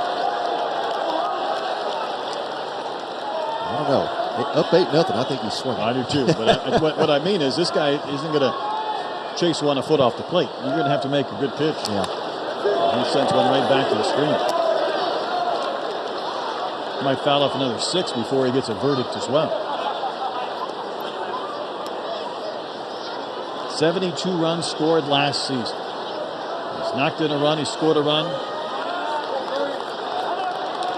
I don't think the Cardinals weren't thinking about this game for a long time. Right after that super regional loss in College Station, they sure had this game circled on their calendars. And they are taking it out on the Aggies right now. That's the understanding of the strike zone by Napchuk. That was not far off the corner, but he took it for ball 4, and the bases are loaded.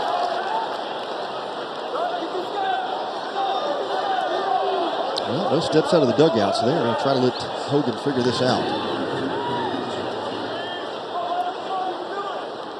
Here's Jack Payton. 89 hits last season with 23 doubles. Hard hit up the middle. Haas got a glove on it, and they didn't get the force at second. Napchuk saying safe, safe, safe, safe. It was close. That's another base hit, another RBI. It's 9-0 Louisville. Well, great hustle play by Hunter Haas up the middle. Made a dive and stop and saved a run. That would have been a 2-run RBI. Haas got to it, just couldn't get to his feet or make a stronger throw to Boast at second base. And now we've got Jim Schlossberger out of the dugout. If you're Jack Payton and you hit that ball, you're yelling at your teammate, get there, get down to second base. You didn't want to force to require an out. Hey, we got another pitching change. All Cardinals.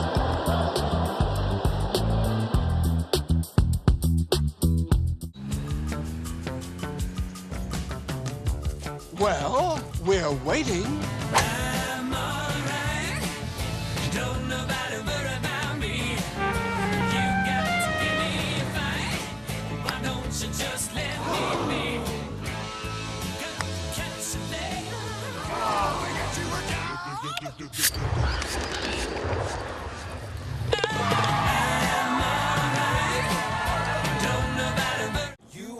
This is Ford Truck Month, Texas. Time to get up and get into Ford F-150, part of F-Series, America's best-selling trucks for 46 years straight. All amped up and ready for work or play. Plus, there's a great selection in stock and ready for delivery today. So get into Ford Truck Month, Texas, and see what a built Ford tough truck can do for you. Drive a new Ford F-150 today with 0%, 0 down, and 0 payments for 90 days plus complimentary maintenance. See your best in Texas Ford dealer. We've all made winter plans we never planned on missing, like Brett and his cheese fondue, or Ava, who picked this month's must-read before a better choice came up. Because Brett's chosen comfort over cheese, and Ava's ditched reading for resting on her cozy mattress found with the help of Mattress Firm's sleep experts, each with over 200 hours of training. Rest your best this winter with the perfect mattress from top brands with a low price guarantee at Mattress Firm. That's quite a line score for the Cardinals. 9 runs on 10 hits. Bases still loaded. They played at 3 runs already this inning, and another pitching change brought to you by Honda. For A&M, this is Matt Dillard. Yeah, Dillard on for his 4th appearance. A couple of innings under his belt. The Sam Houston State transfer has done well when he's been healthy. It's been the challenge for him, but fastball was up to 93, 94 in the fall. Backs it up with a strong breaking ball, and see the stat line, and Dillard on relief in this 9-0 game. Obviously, the Aggies will try and limit any more damage. Still plenty of time left in this game to get back in it, but St. Pius product. Also pitched at Sam Houston for 4 seasons. So spent a lot of time in this neck of the woods.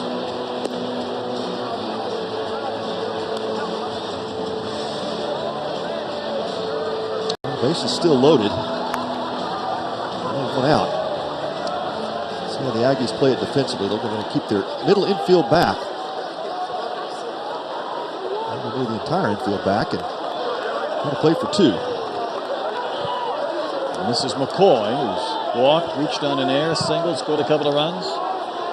Facing Dillard, who last year appeared in 15 games, all starts for Sam Houston. 80-plus innings now. Coming on in relief. Looking to get a couple of outs here and then maybe many more.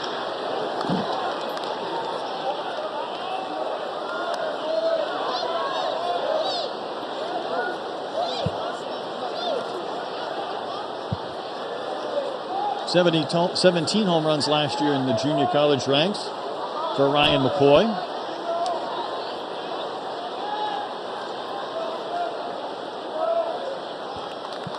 Dillard really closes off that stance before he pitches, and this is in.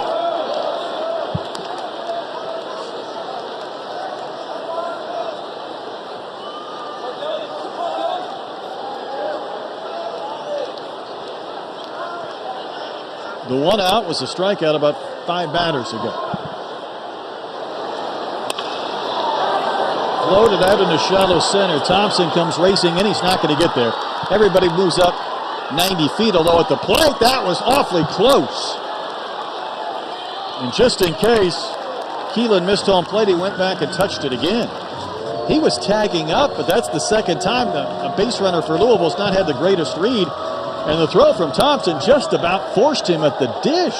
Yeah, Thompson with a good deke in center field. Acted like he was going to catch the ball, so that kind of held Keelan at third base. Watch how close this is. Yeah, it's a force out at home, so if that ball beats it. Well, he didn't hit the plate, did he? Sure didn't, yeah. That's why he went back.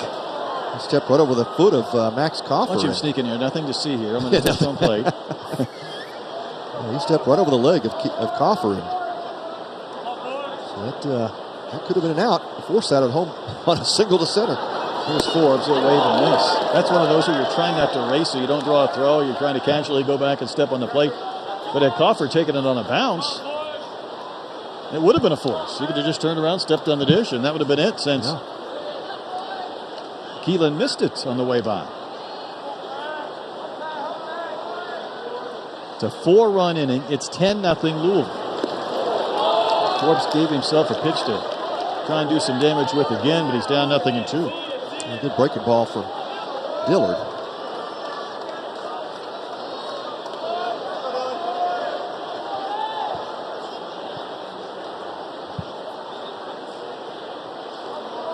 Dillard, the fourth pitcher for A&M. Still trying to get through this inning.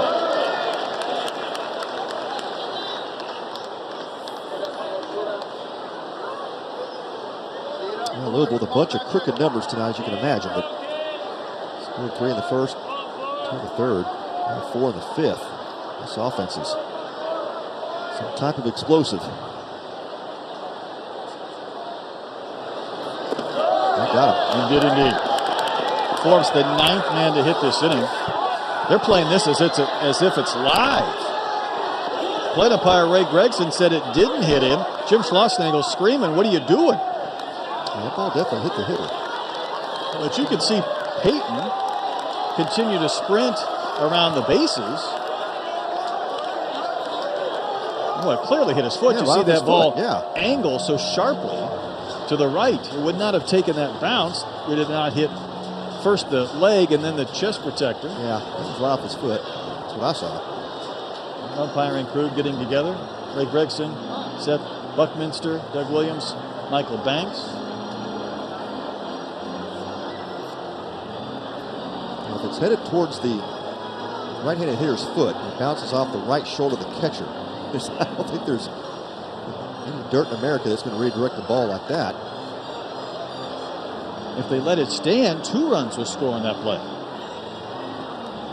We'll definitely have to review this.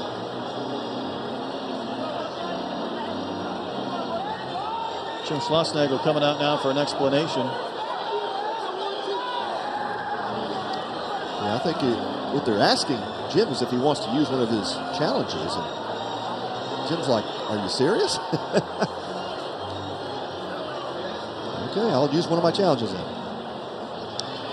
The last thing you want to do is use one of your challenges when you're down 10-0, if not more, because you just think you might need that for some other more important situation, but you just don't want to see 2 runs score. No, there's no way. That would be. You're going to challenge it either way. It's just, I'm a little bit shocked the umpires didn't take it upon themselves to look at that. I mean, that ball is clearly off the foot of Forbes. I think it was the previous angle that we had that also gave it a pretty good view that it just took a wild ricochet. I think maybe the bounce in front of the foot threw everybody off for a split second. This, I think, was the best angle because watch the way this... Well, the ball gets redirected. It's not going to... I mean, that's the best angle. Right. Well, the catcher's diving to his left, and the ball goes off his right shoulder after the redirection off of Forbes' foot. It shouldn't take too long. I would think not. It's rare when a head coach has to use a challenge.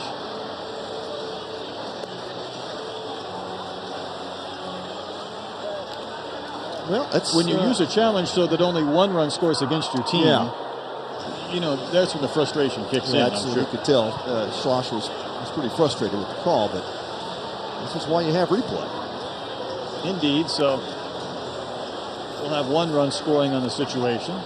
Regardless, Louisville will have batted around. That'll be the 5th run they've scored this inning.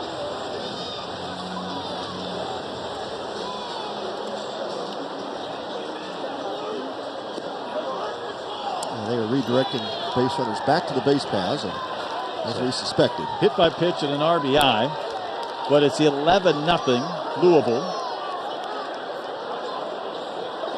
And Isaac Humphrey will be the 10th man to hit. He started this frame with a single. 5 singles this inning. Scoreboard shows 4 runs, but it's got to be 5, right? I got 5. Yeah, we had a run score on the hit by pitch. Well, we've got Peyton at third, McCoy at second, Forbes at first. Scoreboard's finally caught up. Everybody's lost track of everything. And that pitch in there for a strike to Humphrey. And Humphrey started this with a single up the middle to lead off the inning.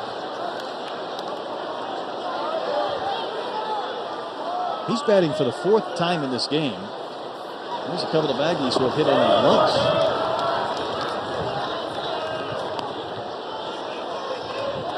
Well, that's not equitable. It's not fair. It's not fair.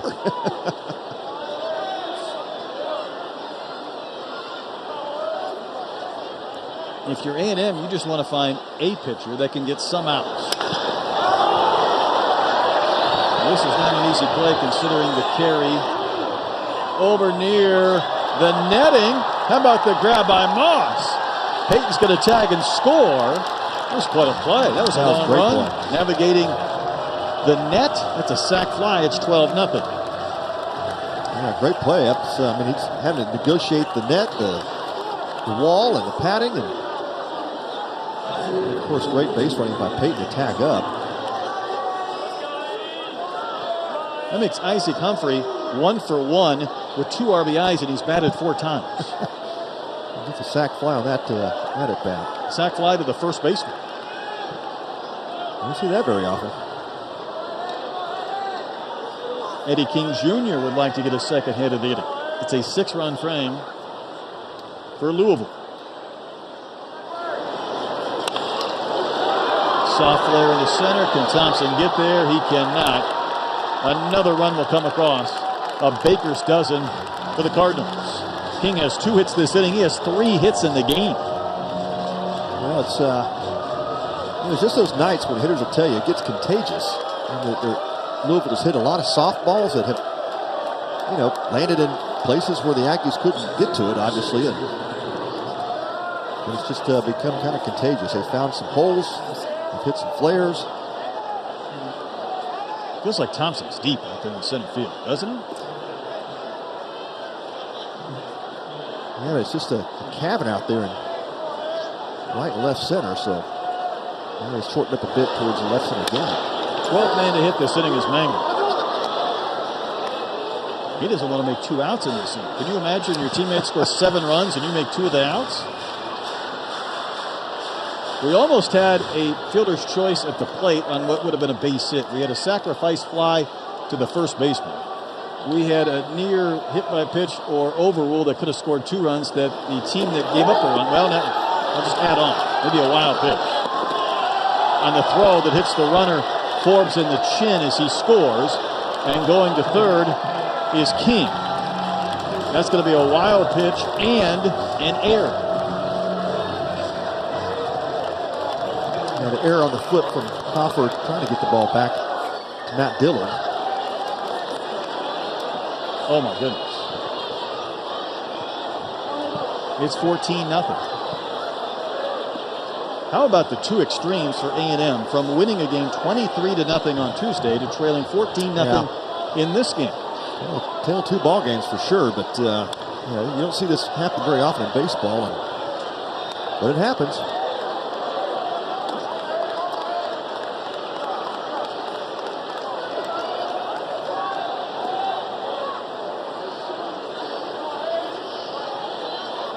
I give up my recap of this inning with the unusualness. This Mangle goes to the 1-1, waves and misses.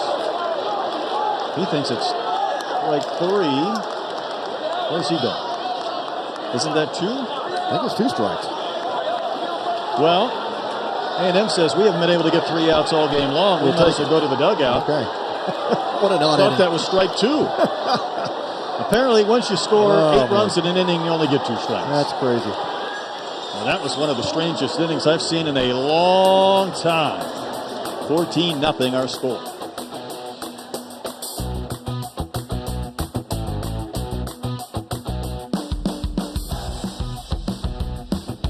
Subway keeps upping their game with the Subway Series, an all-star menu of delicious subs. There's the Philly, the Monster, the Boss. If I hadn't seen it in person, I wouldn't have believed it. Eating is believing, Steph. The Subway Series. Try Subway's tastiest menu upgrade yet. Today we were blessed with the opportunity to partner with Corsair Shriners as they brought a special guest, Haley, to spend time with the coaches and the players. Met a special girl who loves the game of baseball. Welcome, Haley. How are you? She was born 6 weeks premature. About 6 months into it is when we finally realized that everything wasn't developing quite along as it should be. I have cerebral palsy. I can't walk unassisted. I have to use a walker. They sent us to Shriners. She had her hip completely rebuilt and then had part of the femur cut off at the top so that way it could all join back correctly. You know, I've had moments where you lose the perspective of playing for something bigger than yourself. Getting to meet Haley and just seeing the smile on her face and see how positive she is, it's very uplifting. She was telling us about how she is going to graduate and go on to become a veterinary technician. You know, those are the dreams that Shriners Children's helps to make possible. I'm proud to represent Shriners Hospitals for Children and the Louisville baseball team. Go Cards! You want to take a crack at explaining that 8-run fifth inning, Pat? That would go into the special category of what the heck. Yeah, that was special. I mean, there were so many odd things that happened during that inning. Well, we all thought it was 2 strikes. Even the Aggies didn't leave the field. I had 2 strikes. When Mangrum walked off with 2 strikes, and then they finally said, well, if he's going to leave, we'll just pretend that it's strike 3 and get off the field.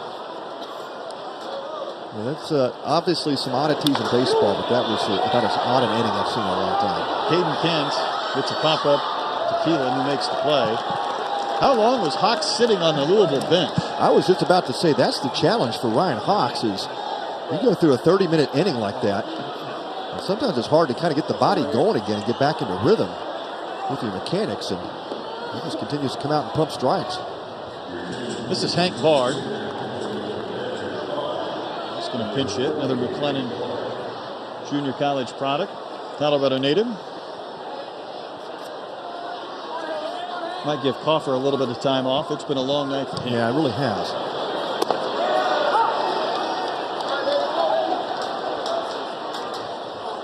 Guess you're going to bring him back tomorrow, and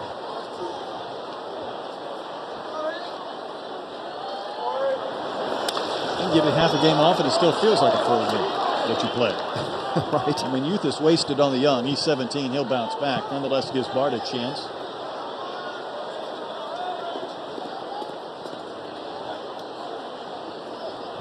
Whoever Ryan Hawks has faced, Hawks has been in control. Bards had 3 at-bats, 1 hit. That whole catching situation for the Aggies, it was getting down to the point where Coach Schloss was like, man, what are we going to do with this position? They were expected to add a transfer in the fall. And he decided to retire from baseball. And about a week before he was to report. Yeah, exactly. They kind of left the Aggies in a lurch. And that's when Schloss picked up the phone and called Crawford and had that conversation about him enrolling early. But then they had Hank Bard available as well, so they've got a solid backup in the battle for playing time. And then Crawford was able to get to Aggie and go to pinch. Bard will walk. If there's one position you don't want to be thin at from a position player standpoint, that's the one. Yeah.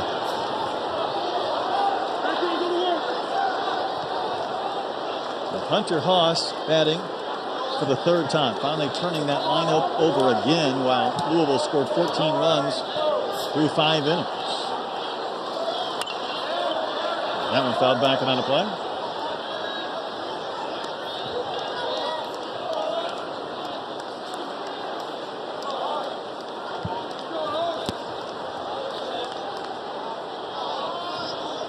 .86 pitches into the ninth for Hawks.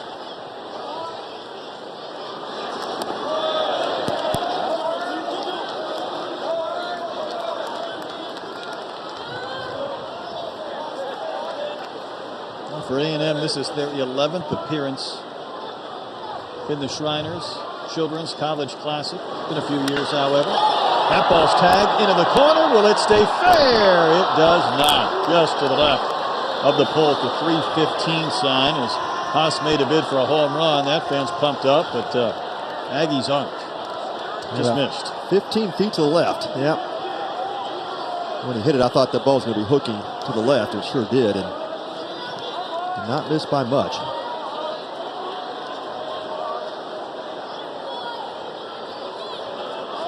Some happy fans.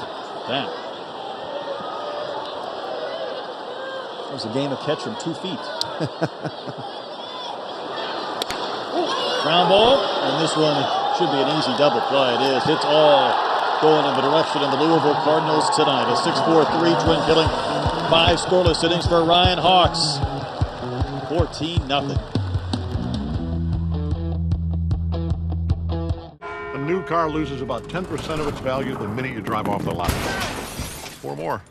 That's why Farmer's new car replacement pays to replace it with a new one of the same make and model. Get a whole lot of something with Farmer's policy perks. We are farmers. Bum, bum, bum, bum, bum, bum. Even though we didn't grow up together, he's my favorite brother. Hey, sis. I'm the baby of the family, and he's the gentle giant. What you know about Port Georgia? Man, please, that's a classic. You know when they say people are a rare breed? Yeah, he's that. Sorry, I'll be back in a few hours. Don't worry, Shug. You know I'm for you. I know. Go get the football. That was my favorite memory. He was always for you. This is a true story of me, Bridget Floyd, and this guy, George Perry Floyd Jr., my big brother.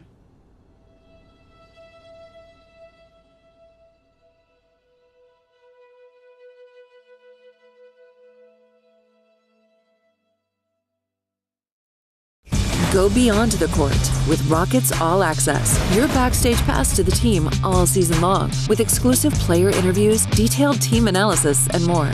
Rockets All Access. New episodes every Wednesday on AT&T Sportsnet.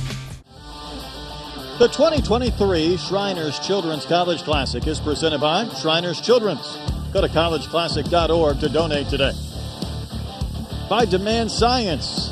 Let's make your job easier. And by Honda. Brett Golden, Pat Combs here at Minute Maid. The boys in the Louisville dugout, and even the young ladies. Everybody having a good time. 14-0 our score.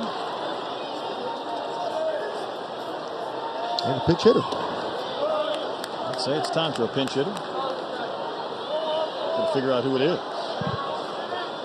Noah Smith. Bats for Beard. Dillard back out there.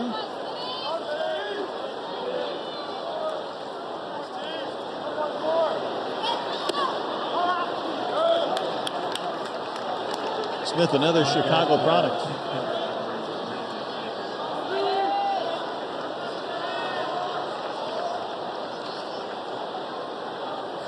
He's had 11 at bats, couple of base hits and a double. Knocked in a pair of runs. One strike call.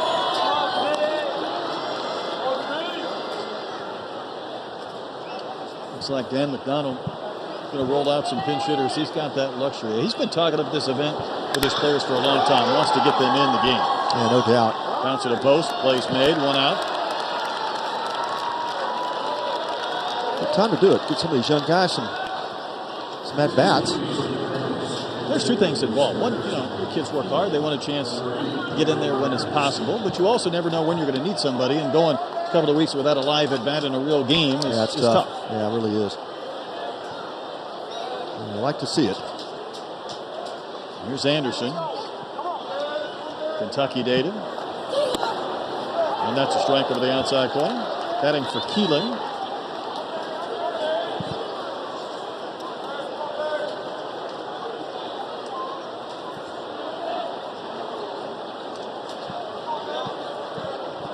$14 runs on 12 hits for the Cardinals. That's a strike of innings. And they've done it, Pat. 14 runs without a homer. Yeah, that's pretty incredible. Just a lot of balls that found holes, and a couple of doubles back in the first. Kind of got things going.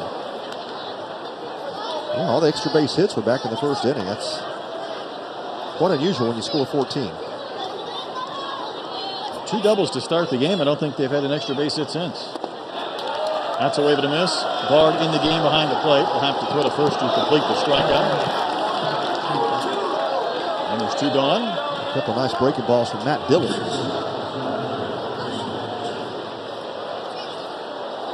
Back to the top of the lineup for Napchuk.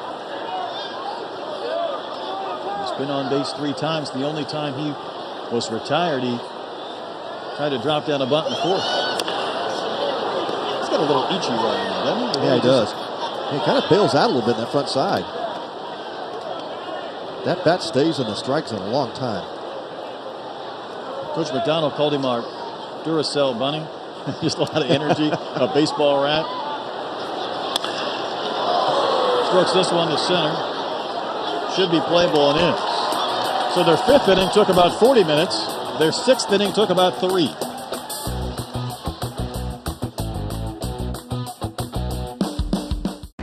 Watch me. Watch me tumble, jump, and soar. When our squad is on point, we own the floor. Dazzling stunts and dances are my jam. Pain once caused issues, but they had a plan. A life-changing brace with no surgery to fear. Activity without limits, one more reason to cheer. Watch me. Industry-leading scoliosis treatment at Shriners Children's. The most amazing care anywhere. Watch me. Watch me tumble, jump, and soar. When our squad is on point, we own the floor. Dazzling stunts and dances are my jam. Pain once caused issues, but they had a plan. A life-changing brace with no surgery to fear. Activity without limits, one more reason to cheer. Watch me. Industry-leading scoliosis treatment at Shriners Children's. The most amazing care anywhere. Champions. For this coach to get back in the NBA, you're fired. He'll have to take this team all the way. I am going to be your basketball coach. Where do you get this guy? He just showed up one day. Woody Harrelson. Coach, want to do cover karaoke with us? I don't like it. Go all in. That's what I'm talking about! With the comedy. This team is 1 win away from the championship. That goes all out. Good job! I have Down syndrome. I'm not deaf. Champions. Rated PG-13. Only in theaters March 10th. Oh, the Outlaws are here. You can tell they're having a good time. 14-0 our score. So are the Louisville Cardinals. They are having their way with Texas A&M. We're going to talk with Barry Dunn, Corsair for Kids. We know who you are. We know who you're with. Tell us what you guys do. For 100 years, Corsair for Kids has helped children in Kentucky and southern Indiana with medical bills when their families couldn't afford it. We've taken on the fight against child abuse and neglect. And we grant money to children's nonprofits to help kids live life to the fullest. Outstanding. We're going to have a conversation with Barry this inning as Jack Moss will spray one into center for a base hit. Aggie fans are enjoying that. Got to believe you're enjoying this Louisville effort here this evening. As a University of Louisville graduate, I'm loving it. Yeah, there you go. Not hard. Yep. I was a little surprised, Barry, that Ryan Hawks has pitched great tonight. Came out with 89 pitches. Had a 14-0 lead. I'm a little surprised he's back out there, but it might have been a situation where he said, hey, Coach, I'm feeling great. I want to throw another inning or two here. He's been dealing all year. Why take him now? Yeah. So you think. Here's Austin Bose, part of the lineup. So, Barry, you took us through Corsair for Kids, and it seems like you guys are just making an impact in your community in Louisville. Every year we have about $20 million in community output. Some of that also involves Shriners Children's Hospitals. We grant money to them to conduct pediatric research and care for kids. Little flare out to right. This one might drop. Oh, my goodness. How about that effort by the new second baseman? The catch is going to be called. The drop came on the exchange. They've got a new second baseman as well. I believe that's Smith who entered the game. He got indoctrinated quickly. We're going to give him that play. Wow. That is the first out of the inning. It would seem like you guys would be good partners as well with Shriners, with kind of similar causes and goals in mind. Absolutely. It's all about the children. It's about making sure that the next generation grows up with the medical care and treatment that they need to live successful lives. We've really enjoyed our partnership over the years. Shriners Children's have been phenomenal partners. They've made sure the children throughout Kentucky at the Lexington facility get the care that they need, also at the Dayton Burn Unit. So we're very proud of this partnership with Shriners Children's. That's great, Barry.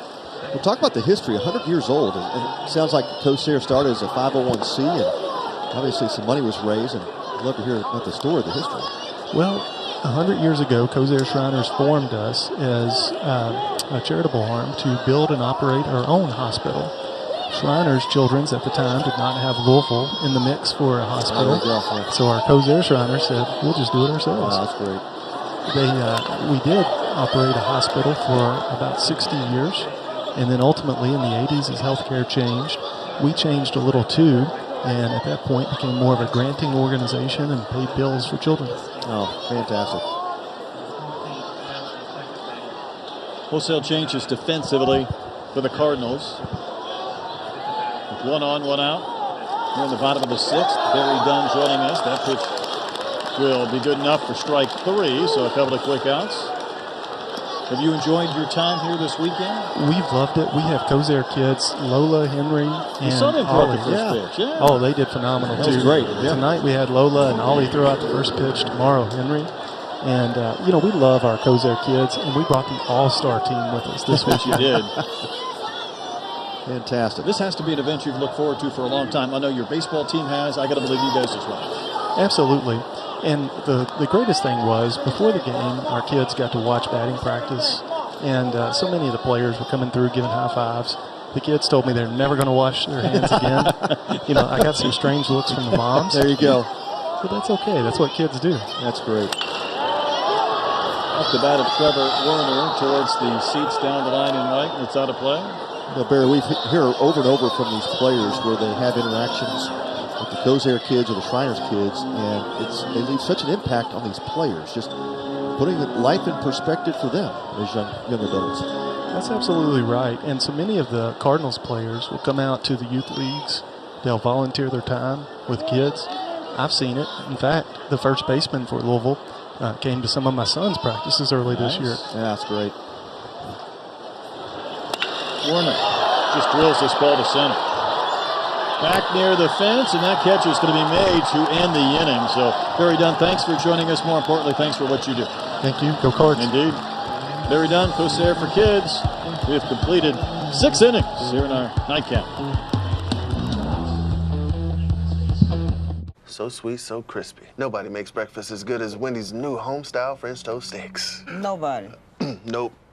Keep talking. I can't hear you. I should probably stop. Choose wisely. Choose Wendy's home-style French toast sticks.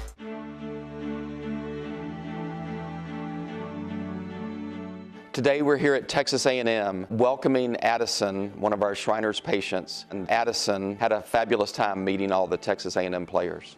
When I was 10 years old, I was in the back of my grandpa's truck with a rifle on the layout behind the seat. He hit a bump. The bullet went through the leg. Went to the hospital, tried to save it, but they couldn't. So they decided to amputate it. We get a phone call from a Shriner from Eagle Pass, and he heard about our story, and he wanted us to help. They provided everything for us, food, lodging, everything. First week I went in Shriners, I went in wheelchair, and I came back walking out. It was great to meet Addison. Just getting to watch him take BP on the field was super awesome. Personally, I've been a part of something where you have something traumatic happen in your family, and that kind of foundation that the Shriners gives the family, you literally can't put a price tag on what Shriners does. Shriners will provide the care regardless of the family's ability to pay. This is my 5th prosthesis. I've gone at least 20 times. I can't fully express that I do not know where we would have been without Shriners' support and help. Diego! Well, when was the last time Texas A&M was run ruled? Could that possibly be almost 10 years ago exactly? March the 3rd in this tournament to #1 North Carolina, 14-2 in 7 innings. Is it like Friday the 13th or something? Well, I'm starting to get a sense it might be it. In that 5th inning. Good Lord, man. Wow.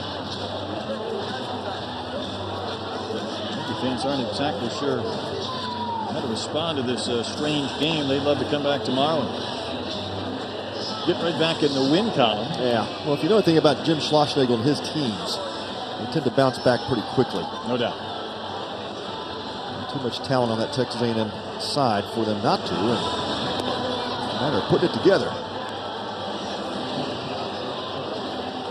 A new pitcher for the Aggies, Brandon Garcia, transfer from Quinnipiac. Pretty live arm, left-hander gets it up there about 95, 96 on his fastball, and good slider behind it.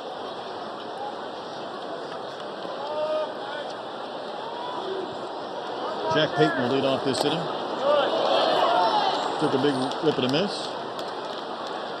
Peyton is singled and doubled, knocked in a run, scored a couple of runs, part of this 14-run, 12-hit attack. I think they've changed about every other position in their lineup, so it has been a work in progress during this. But Peyton getting another rip. I think the one aspect about this event, too, that maybe we don't always touch on is that we see a lot of scouts here. We see them at lunchtime and dinner time, but we also know they're downstairs because they can see 9 games in 3 days with top-tier talent. Yeah, that's why they come, and certainly this tournament offers them the ability to see all those players in one venue.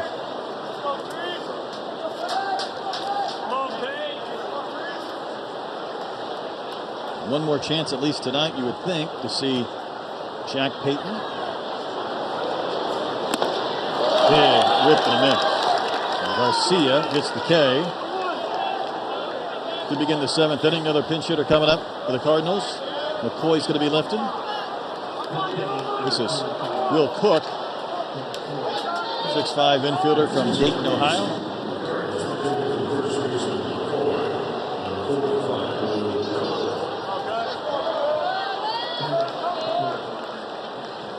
Lefty-lefty matchup. That's a ground ball shot under the glove of Austin, a left to base hit. Tell you what, you better be ready when you come off the bench to pinch hit. Just go up there, swing, and get your base hit. No kidding. That's pretty impressive. You sit around for 5-6 innings waiting your turn, and get up there and see first pitch fastball and let it rip. Nice job by Will Cook. Don't waste any time. What a 94-mile-an-hour fastball from Garcia. This is Will Vierling. He's going to hit for Forbes. Coach Mack emptying his bench. Vierling out of Wisconsin, a freshman. So in this program, they try and get those in-state kids. They'll work Ohio over pretty well. A lot of Chicago players, Wisconsin. Blue-collar Midwest background. One thing they do not do is get into that transfer portal. In other words, they'll go get a few JUCOs, but we talk about these big-time programs, they oftentimes have their pick of some of the mid-major players who are willing to make a switch. To this point, Coach Mack has not jumped in. I mean, he keeps this true to being a program where you bring in a guy and you get him better over multiple years. He loves development. He's one of those coaches that just doesn't talk about it. He actually does it. And he's got a great staff, long-term staff that's been with him a long time. I mean, Roger Williams is pitching coach in his 17th season. Eric Snyder, his hitting coach, recruiting coordinator, 9th season. Same for Adam Vrabel.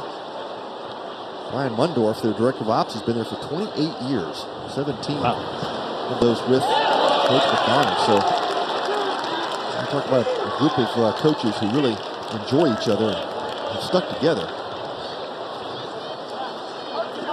That's well done. That's strike 3. I finished my thought, though, on not going into that transfer portal. For one, if they wanted to do so, they'd be able to get some really good players immediately because of that program that they have established. The other aspect that I think makes it a challenge, but they found a way around it, as Tyler Hawkins will bat here for Humphreys, is that they're losing a lot of players after their junior year to the draft. We're talking about losing 4 or 5 players a year. They lost the #1 overall pick a couple of years ago, Dalton Rushing last year. It's not as if everybody who comes into your program is planning on being there 4 or 5 years. That's You've got to exactly reload right. sometimes. Yeah. We talked about it. You got to plug those holes, and that's just one thing that Coach McDonald refused to do. He's going to stick with his guys, and you know what it does? It speaks well, though, for the high school recruits that they're bringing in. That you sit around for a year or two, waiting your chance, waiting your turn, and then you get a transfer that jumps in ahead of you. That can be really demoralizing for a program. So it's really, it goes back to the philosophy of what you're trying to achieve with your program. He told us he thinks he started more guys this year, 15, 16 guys, than anybody else. So he's giving guys an opportunity, and you're getting them in games like this when you can. That's right. 1-2 to Hawkins. That's strike 3. Oh, nice job by Garcia. Lights out. Struck out the side. We go to the bottom of the 7th. The Aggies need a lot of runs to keep playing.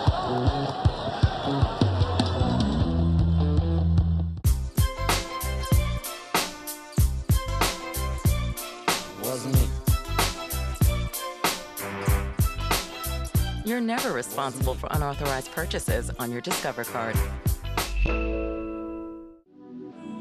I love when they come down to the wire and we finish them out. I feel like not only is the team together and united, but also just the whole building. I feel like I live for that moment. I like big crowds. You know, I played in the SEC where every game was kind of juiced up a little bit. So at this level, every game's definitely gonna be juiced up. Oh, drawing two and then flying through the lane was Jabari Smith Jr. I want to say, yeah, once that ball goes to the net and everyone gets loud, it's like a big adrenaline rush. Like, can't even describe it. You can get chills if you feel it. All that emotion kind of comes to you. You kind of feel everyone's emotion plus yours, and there's nothing like that. You know, like you could just feel the energy, especially when we get wins that we're not supposed to or what they say we aren't supposed to. Just the energy in the building is just, it's electric. It's electric. Only one spot for me. I gotta be first. I'm who they all wanna be. Come to your worst. I've been through the dirt. I've been through the dirt. Catch Astros spring training action on AT&T Sportsnet. We head to the bottom of the 7th. Fans all stretched out. It's a 14-0 Louisville lead. Hey, tomorrow, day 2 of the Shriners Children's College Classic rolls on. Our first game at 11 a.m. Central Time. Features the Wolverines and the Red Raiders. Red Raiders upset earlier today by the Rice Owls. Yeah, that was not something I envisioned, but the Owls took it 3-2. It was well of a ball game to start this tournament. We had a shutout in our middle game, 6-0 TCU over those Michigan Wolverines. Well, Louisville's going for a shutout here, but they've gone to the bullpen. Ben Wigman comes on replacing Ryan Hawks, who was extremely good. Yeah, Ryan Hawks had a great night, obviously with not giving up a run to this Aggie lineup, but man, he was outstanding. Everything we expected, and now he gives way to Wigman.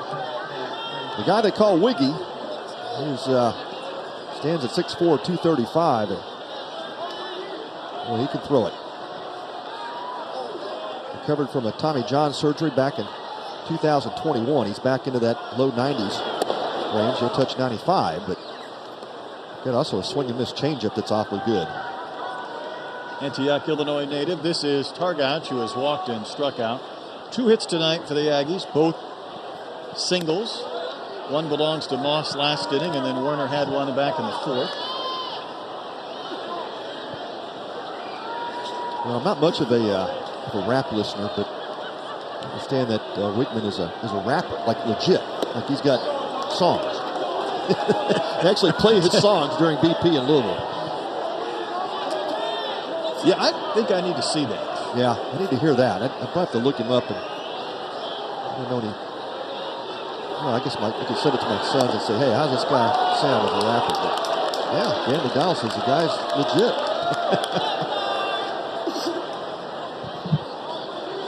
Bring the heat on the mound. You can bring it with your music. The vocal cords. That's going to be ball 4. He puts Targach on to begin the 7th inning.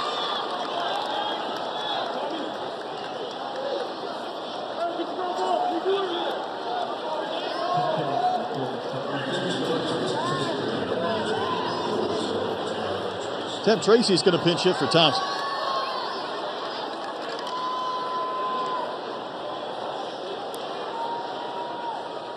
Four for 8 this year, so nice beginning with 3 runs scored for Tracy.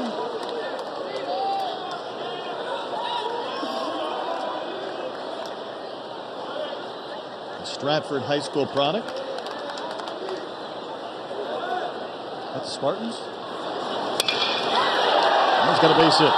Maybe more. Down into the corner. Targach will go to third base. You don't want to get thrown out down 14-0, but he'll make it. Double by Tracy. 5 for 9 in this season. Oh, man. Good way to get yourself some more at-bats. Keep swinging a bat like that. Tracy catches that fastball tailing away, and good job of staying short, going to left field with it. That pitch caught a lot of the plate. Yeah, it did. He was up in the zone. That's Wigman's come out. I'm going to throw those fastballs up. And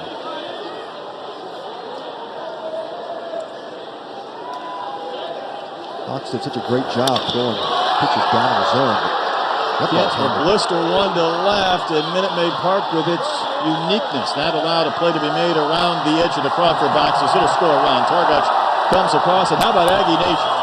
They like their run in a 14-1 game. Well, it came to life. 3 Pringles for everyone. Benson able to navigate the wall, and this is a guy who has an understanding where that fence is. Yeah, well played out in left field, and of course you can see the run there, but that big first out here in the 7th. We do have the 10-run rule in effect, so Aikman and the Cardinals can hold the Aggies here. This will be the end of the ball game. Hard pinch hit for Coffer back in the 5th and walked, and then stayed in defensively, getting another chance. Swing the bat. Well, back quickly, 0-2.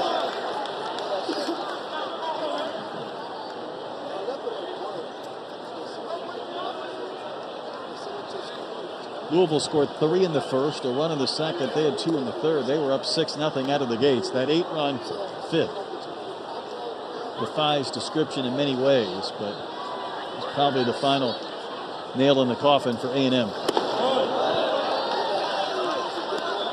Yeah, the Aggies offense has been struggling a bit. That's part of the game that Jim Schlossnagle says, hey, we just haven't quite clicked yet.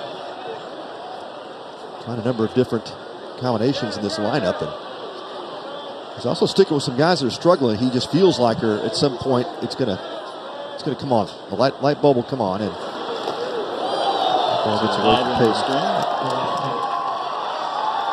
I guess your thought is if there's a lot of guys in a collective slump at one time, then maybe with their track records of success, they'll all come out of it at the same time. And I think the Aggies were hoping that was Tuesday against HCU. Yeah, it certainly looked like it could be. 23-0 win.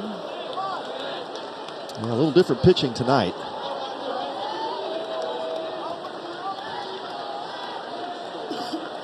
And Hawks with 6 shutout innings. Smoked to right, that's a base hit by Bard, so it's a 14-2 game. Wigman hasn't fooled many so far. Yeah, it's just pitches that are elevated up in the zone. Aggies finally starting to square some balls up. Another slider that just kind of hung there, yeah. I mean, that's felt hot, middle of the plate. Well, that's what good hitters are supposed to do with those pitches. Wells is going to pinch hit. Hitting for Hunter Haas, so both of these teams going deep on their bench. Give some guys an opportunity.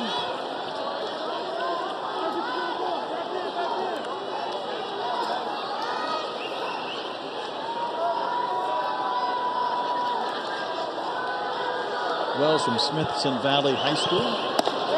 That's down to shoot for a strike.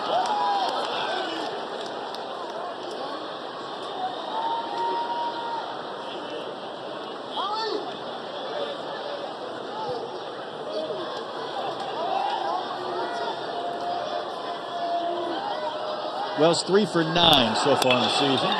Going to chop one to the left side. There's a force at second. No double play. 2 outs in the inning.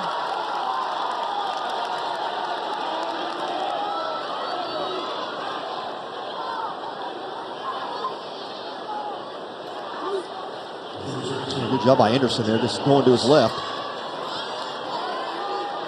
You want to make sure you get one there, so good job. And that was Smith on the turn, but could not get the speedy Moss. Not quite in time. Or Wells. Here's Moss here, the single back in the 6th. Preseason first team, all SEC. The Aggies have some company on that second team preseason. And these are the guys, again, that won't surprise you to hear. Targach and Werner, and Minnick, who is hurt, and Austin Boast. It's in there for a strike again to Moss.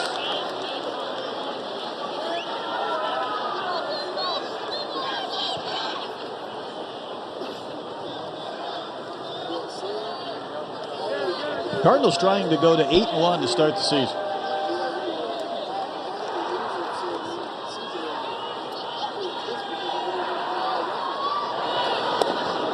Finishes low and inside, 2 balls and a strike. We see a lot of SEC teams here. We see Big 12 squads, a handful of schools with local connections, Texas schools. Nice to get an ACC team here. Yeah, it is. That's hit down the line and left. Bending foul. Hit the railing and kicked up into those seats. Chase is on. Uh-oh. No! Look out! Man down. Man down. And he's not about to get up anytime soon. His pride is hurt. Sunglasses took a beating. Oh, boy. That last step looked tricky. It's getting too late for that. The 2-2 is up and out, ball 3. Let's see this one more time. I mean, here he's doing all right. Picking him up, putting him down. Man down. Got to know your body, man. That's, that was a defeated. Know your body. Those steps get heavy once you get that high up in the section. And on the 3-2, it's ball 4, and we'll play on. Yeah, not the plan when you're up 14-2. No. Yeah. It is a challenge to pitch with a lead like that, but man, he's collecting himself. Yeah. He is. What went wrong there? What could have possibly gone wrong? Oh, no. Look out. He did more running than the Aggies have in the bases until this inning. Oh, man. All right. We will get a visit.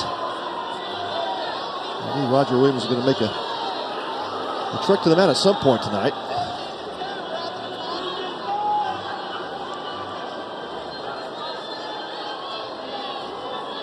This conversation is going something along the lines of it is 14-2 and it was 14-0. Just exactly what are you trying to accomplish? I need you to throw strikes. You understand? Yes, sir. Yeah. I learned really quickly when coaches come out with their head down and they start talking with their head down, there's a purpose for that. It's to keep it off the TV. Yeah, I'm sure Roger had some encouraging words to say. Also along the lines of, hey, we're all hungry, let's go. Trying to get back for dinner. Of course, Moss, extremely dangerous hitter, as is Boast. Boast is 0 for 3, but he launches one here, and the Aggies will keep right on playing. And Louisville will have to allocate more pitchers. That's the best pitch of the inning. That was the other part of the message is, hey, you know, we don't have to get anybody else up in the bullpen. We got the rest of the weekend to worry about. This puts you in a pretty good position going forward. Saturday and Sunday. No doubt. I'm sure the idea, too, is to try to keep Wigman's pitches down. Possibly bring him back tomorrow or Sunday if needed, but now it looks like Sunday at the earliest. He's up to 24 pitches. Started with a walk and a double before a sac fly. Then the single, fielder's choice, and the walk. Fouled away by Boast. 1-2 the count.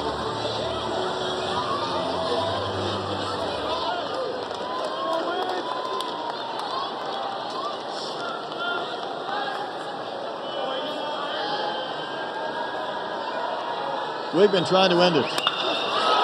Oh, that ball is not coming back. 3-run shot from Austin Boast. Aggies were down to their final strike, and Boast, who hit a grand slam the other day, hits a 3-run shot. Well, how about that? Aggies would play on, and thank you, Austin Boast. Tell you what, if you're Louisville, you're irritated with that sequence. Oh, man. Yeah, that was not the plan. That 14-0 lead, but that ball was a no-doubter, and that swing. High up into the Crawford seats, a nice catch. Aggie fan came and waited all that time to get his shot. He got it.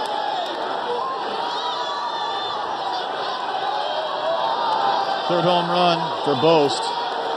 And that's going to do it for Wigman. This was not the outing he wanted to put forth today. That fan's still happy. He got himself the baseball. Rather that arm, too. That one. Might have caused a little bit of pain.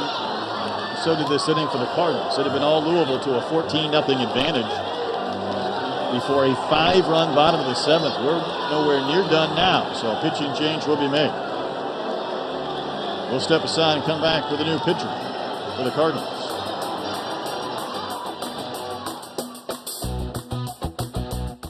Think he's posting about all that ancient Roman coinage? No. He's making real-time money moves with Merrill. So no matter what the market's doing, he's ready. And that's how you collect coins. Your money never stops working for you with Merrill, a Bank of America company.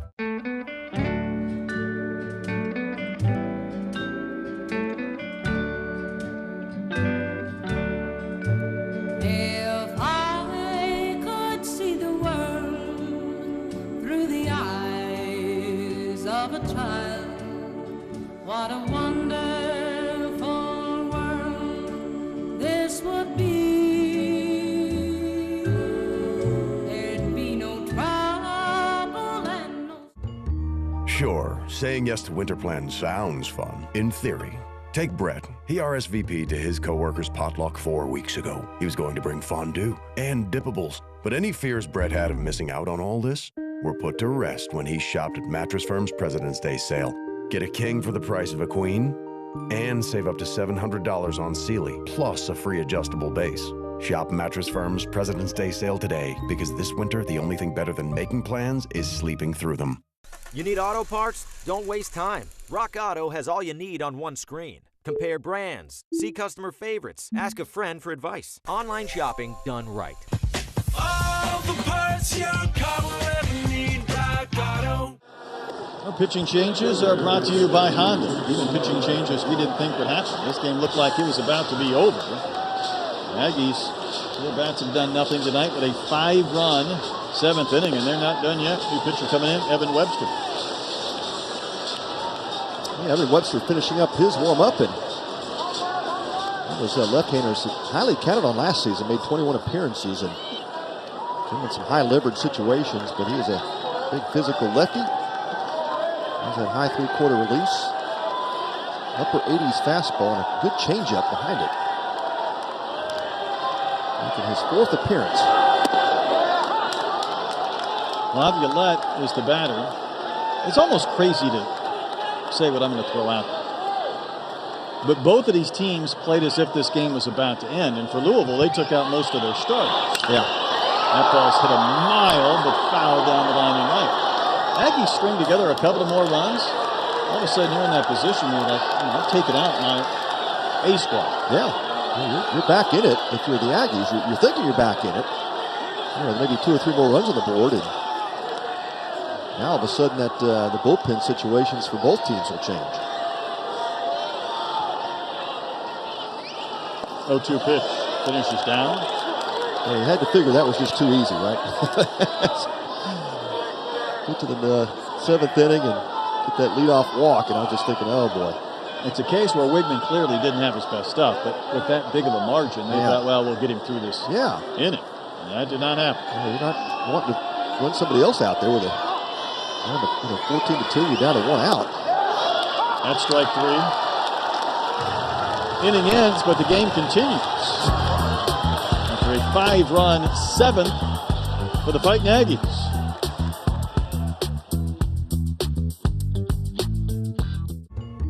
Sure, saying yes to winter plans sounds fun, in theory.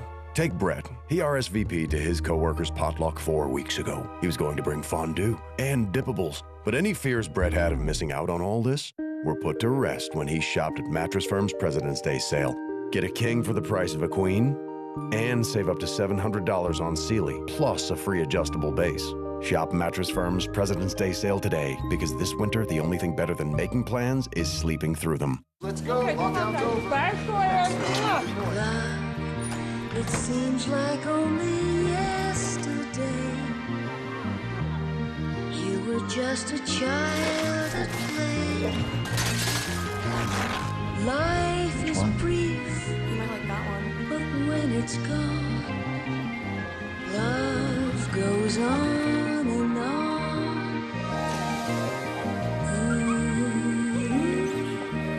2022 World Series champion. It's one thing to reach the pinnacle and another to hold the throne. Heavy is the head that wears the crown, but we're used to the weight. We've built a legacy. Now let's cement the dynasty.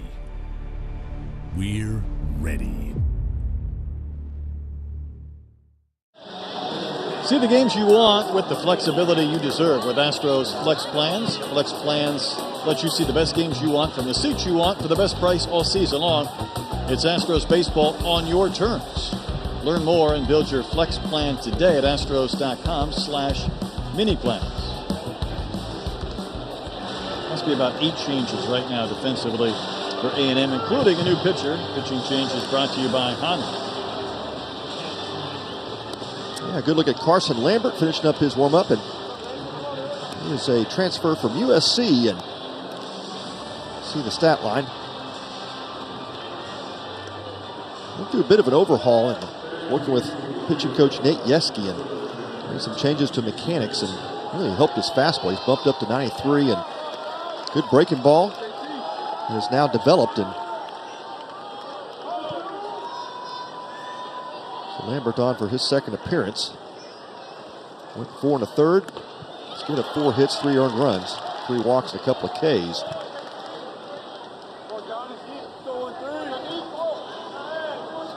JT Benson, batter for Louisville. Handful of changes. Kent moved to short. Wells, the new left fielder. Tracy in center. It may be many more than that. That's a start. Pitches into Benson.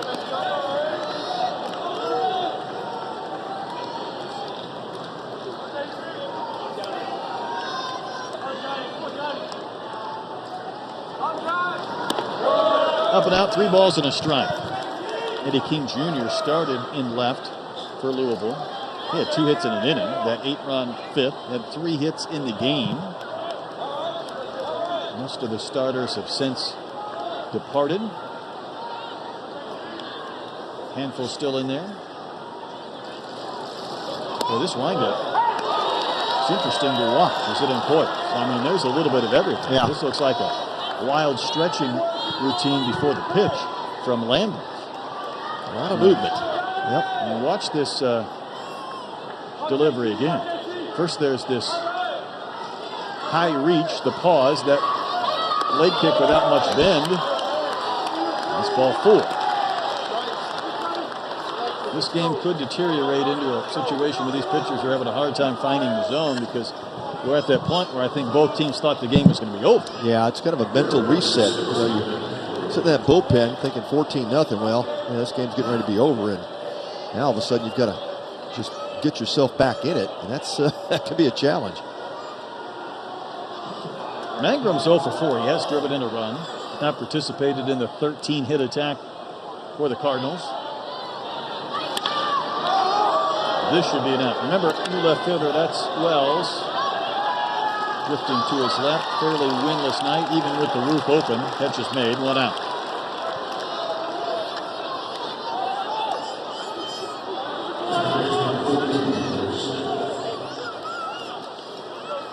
Smith made a nice catch once he entered at second base. Also got to bat once already. Pinch hit back in the 6th for Beard and bounced out.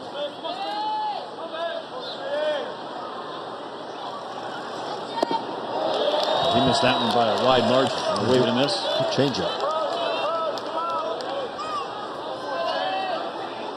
You get a comp for me on this windup from Lambert. It's bringing those hands so far above his head, I think throws me more than the leg kick. I'm trying to think of who to compare him to, but I don't think there's anybody out there. I mean, he's going to reach, not necessarily, of course, from the stretch, but he does tame things down with a runner on base. Makes for 2 very different deliveries. Turns that shoulder a bit to hide the glove. For the pitch. For the foul ball back.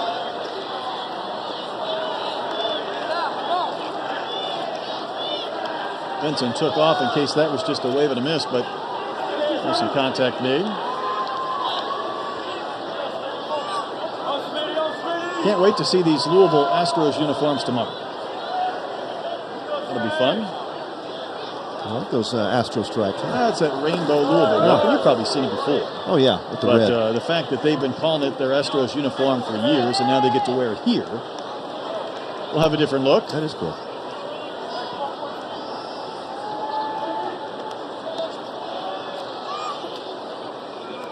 One and two to Smith.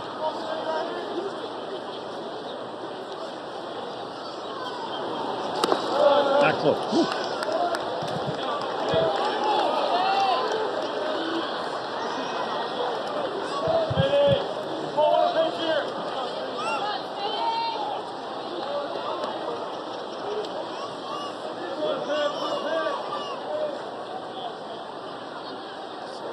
Lambert's next one. Locked up, barred, rolls away. Free base for Benson, which should be a pass ball.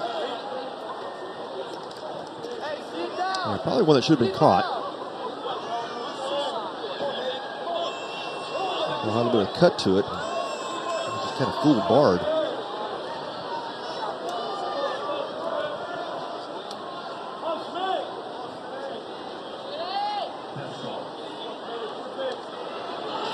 And the 3-2, cut and a miss. That would have been ball four, but Smith chases second out of the inning. He went upstairs with a fastball and swung right through it. So Brandon Anderson also pinch hit in the sixth and stayed in the game. Getting a chance to hit for the second time.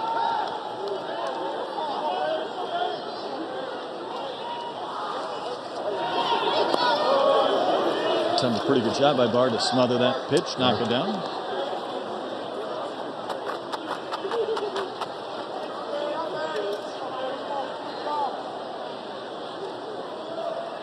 Anderson started an opening day, had a couple of base hits. Occurred in several games since.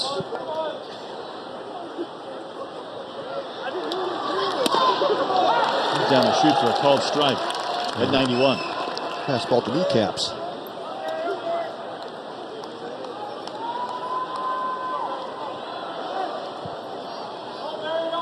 So Lambert is the sixth different pitcher used by A&M this evening. Which just missed that outside corner.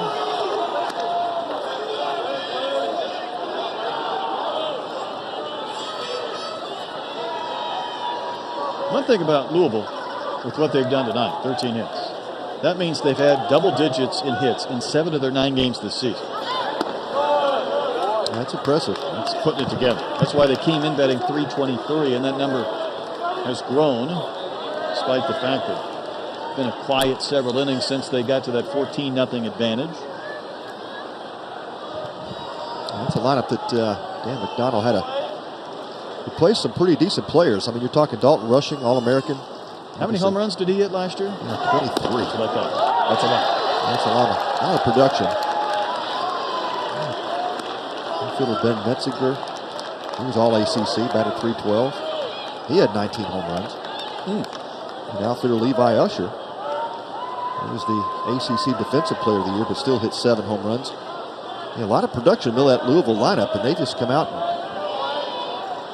as Dan McDonald says, hey, we're going to go with the guys that we that brought us, and they have plugged and played some.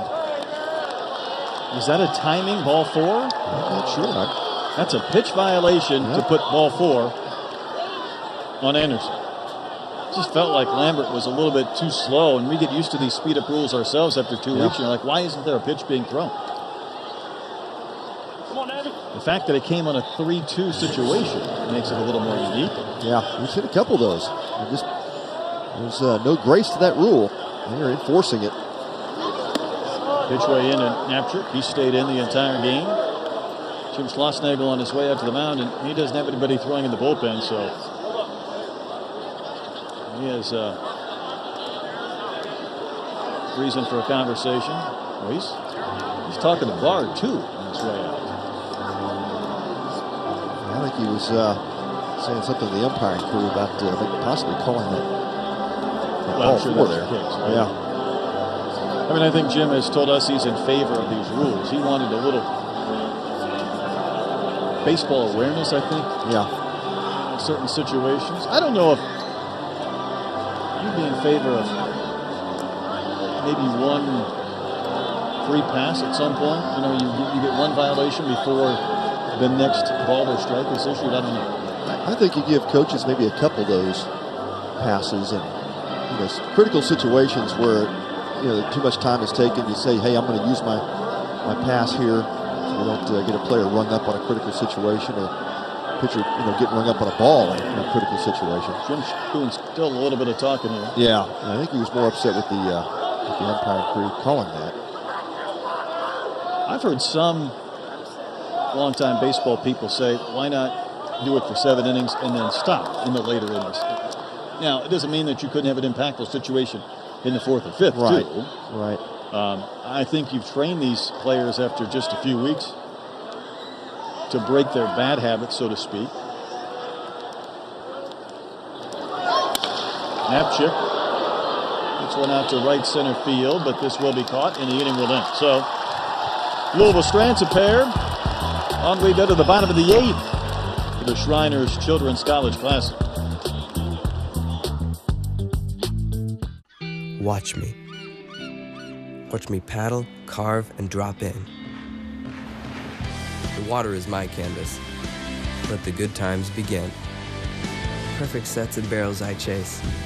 Where sand becomes surf, waves set the pace. A childhood accident couldn't ruin my vibes. Thanks to one special place, I've never been more alive. Watch me. Shriners Children's. The most amazing care anywhere. This is Antonelli's Cheese Shop. And we're the Antonellis. Do good, eat good. That's our mission. We chose our Spark Cash Plus card from Capital One because it gives us unlimited 2% cash back on everything we buy. And it has no preset spending limit, so our purchasing power adapts to our business needs. We use our 2% cash back to help cover our employees' healthcare costs. And that's how we take care of our most valuable asset. Our people. It may sound cheesy, but we like it that way. What's in your wallet?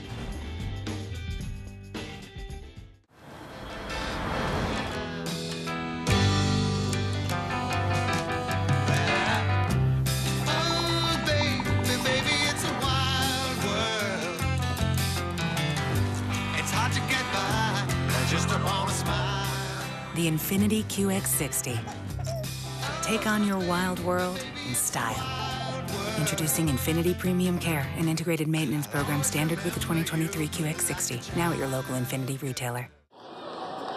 We're going to move into the bottom of the 8th inning.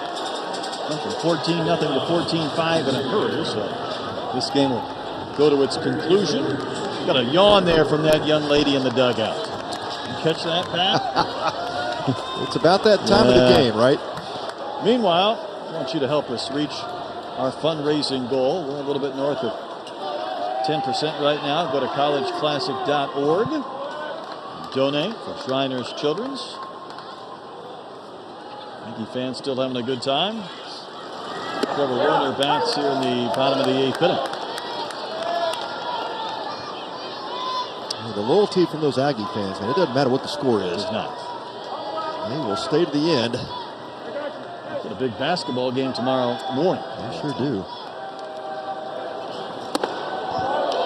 Webster back to the mound. He got the strikeout to end the 7th, but this is just the second man he's faced.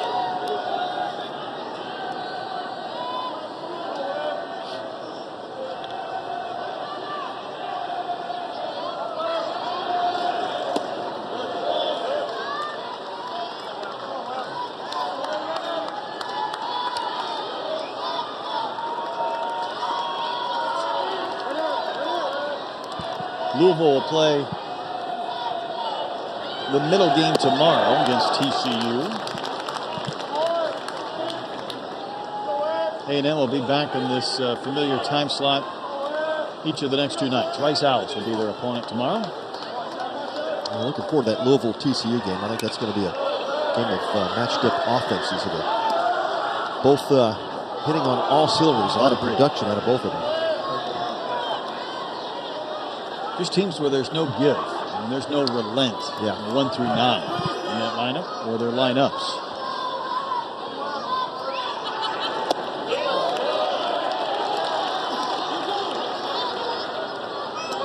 I feel like the athleticism we've seen so far from both of those clubs. And I think the Aggies have that same type of lineup. They just haven't quite clicked yet.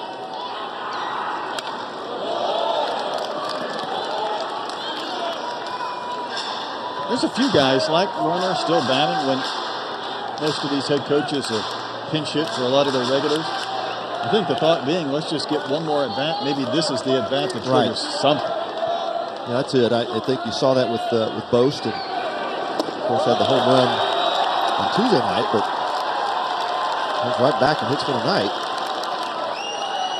after he had gone 0 for 3. So yeah, it's those sometimes little things, those decisions made by coaches to try to get certain players going offensively and get them staying there and swing it. That's the catalyst that gets them going. That's the hope. There's Ryan Targach. He walked to begin that 7th inning when Wigman just didn't have it right out of the gates. Kick started that frame. Otherwise, this game would have been put to bed a while ago. Targach trying to do some damage with his bat here.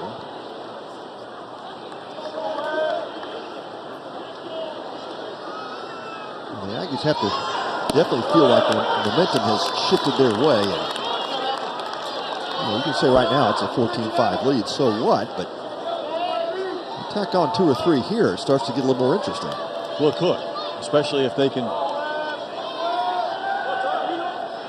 really start to load up on some big swings. There's 2 trains of thought on momentum in baseball. One will say, there's no carryover. The momentum is with that day starting pitcher. I know there's some head coaches or managers, and maybe Louisville thinking this right now, if this were a 3-game series, let's not let A&M come back to 7-8 runs because that'll carry over to tomorrow. Yeah, that's right. Yeah, it's such a game of confidence in that way. Could be 2, 6, 4, 3, double play. Webster needed that one. Getting the double play off the bat of Targach. That was tailor-made. I suppose the uniqueness of this event is, of course, you're not facing these teams a second time. So that's right. Not this weekend, yeah. Yeah, but there's always the possibility down the road. And, if you're Louisville, you're wanting to leave tonight going, hey, we proved our point. We came in and we beat A&M pretty good after we lost that Super Regional last year. It was a heartbreaker for the Cardinals. And I certainly wanted to dispense any of those hard feelings they had from last season. This is Tracy. Hit a pinch hit double in the 7th. I do think teams that expect to be in regionals or super regionals kind of file away this matchup for later. And the example I used last year, an Arkansas team played Stanford in Round Rock, and Stanford beat them up pretty bad. Second weekend of the year. Yep.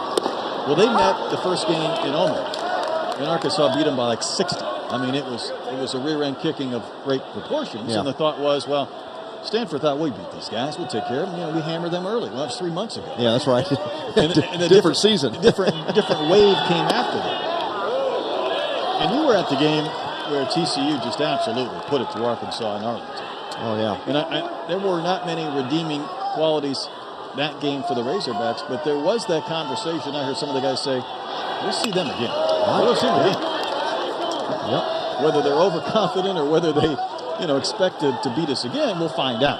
Well, and these teams could meet easily in some type of super. Yeah. Who knows? You always go back to what drives players. What's the motivation? And certainly when you play with a little bit of a chip on your shoulder, that's a lot of motivation for some guys. And we're going to file that one away, like you said, Brett. They come back sometimes and get you. Motivation's a lot like pressure. Pressure can be self-inflicted. Motivation can be self-created. That's right. Yep. I know some guys that played the game really well when they were angry. Any slight, perceived or real? Yeah. It could be just totally made up, right? Well, walk, double play, and a strikeout. We're going to the 9th inning. 14-5 Cardinal lead. Oh, what a good time we will have. You can make it happen. Voltaren, the joy of movement. Let's make some noise for another one of our world champions. The reason I love doing this is because of the adrenaline rush I get while flying through the air. I'm not gonna say that everything is a blank, but it does happen really fast. My folks both owned a gymnastics gym when I was growing up, so I kind of grew up in the gym, and this was something I would do just for fun. We'd put a trampoline up next to a basketball hoop, and then it turned out to be something to do on a professional stage with the Houston Rockets. I did do gymnastics pretty much my whole life. I did it in college as well, and then basically what happened was I actually came for the dance tryouts, so I wanted to join the dance team, and then like midway through, we had a moment where you could flip.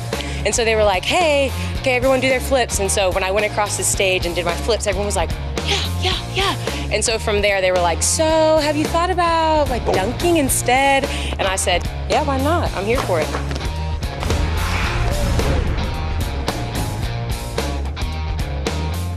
Go beyond the court with Rockets All Access. Exclusive interviews, player features, and more. New episodes every Wednesday on AT&T Sportsnet. The Rockets take on the Spurs tomorrow at 6:30 on AT&T Sportsnet. This game heads to the 9th inning. One more chance for Louisville. 14 runs on 13 hits. They have not scored since that 8-run 5th inning. Used up a lot of ammunition in that one. Here's tomorrow's schedule. Michigan and Texas Tech will be the early game at 11 a.m. And then Louisville back in action against TCU. That'll be at 3. A&M involved in the nightcap again. They'll take on the Rice Owls. Here's Jack Payton. And a pitch from Lambert misses in. And now that Lambert can work from the windup again, we can watch his unique pitching style. Well, he asked me to diagnose. I'm not I'm trying to come up with somebody that I can compare him to, but that lift leg, that front leg is stiff, and it's just a unique delivery. Will there be a play here? Over near the railing. That's another nice grab by Moss. He's had a couple of those plays tonight. Yeah, he sure has. We go back to the 5th inning when that chaos broke out, and he had a nice catch up against the netting, and it ended up being a sac fly. Sac fly to the first baseman. Yeah, to the first baseman. How often do you see that? Of course, that inning ended when it looked like the count was 1-2. I think every single person in the stadium except the hitter thought it was 1-2. He just walked to the dugout, and the umpires first held up their hands, and then they just go. At this point, it was a one-hopper, the second off the bat of Will Cook. He's retired. We'll never know, I guess, if that indeed was the count 1-2. Regardless, it was a strikeout. Exactly.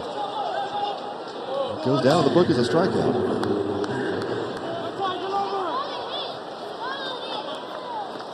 Vierling getting a chance to bat for the second time. So I think when Dan McDonald pinch hit a lot of these guys late, he didn't anticipate them getting multiple at-bats, especially when they didn't score again to do so. That's right. Require more innings. Well, as it turns out, better for those guys who only had a few at-bats this season.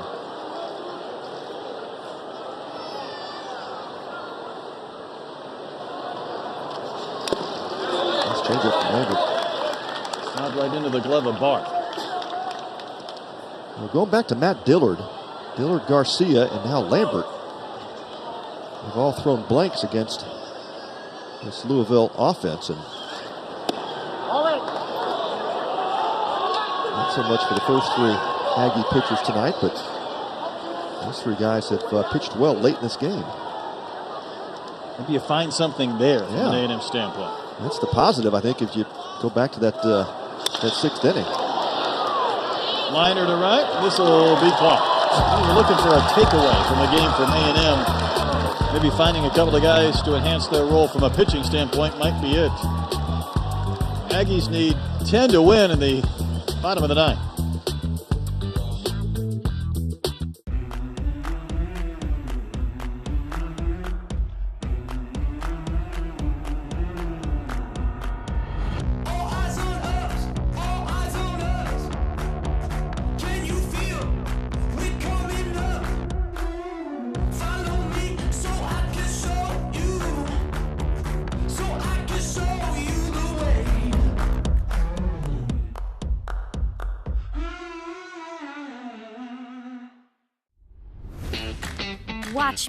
Watch me roll, grind, and spin. Playgrounds for wheels. that's always a win. Won with my chair, but never held back. I do things sitting down, most people standing can't hack. Some might say my condition was fate. My doctors would tell you I'm just redefining great. Watch me. Life-changing orthopedic excellence at Shriners Children's, the most amazing care anywhere. Watch me. Watch me shine with every snap. Born to move fans, to cheer and clap. 2 different legs, that's how I play. One built from science to help me on the day. Between these lines, I'm all heart and muscle. Don't stare too long, you'll miss the hustle. Watch me. Pioneers in prosthetic technology at Shriners Children's. The most amazing care anywhere.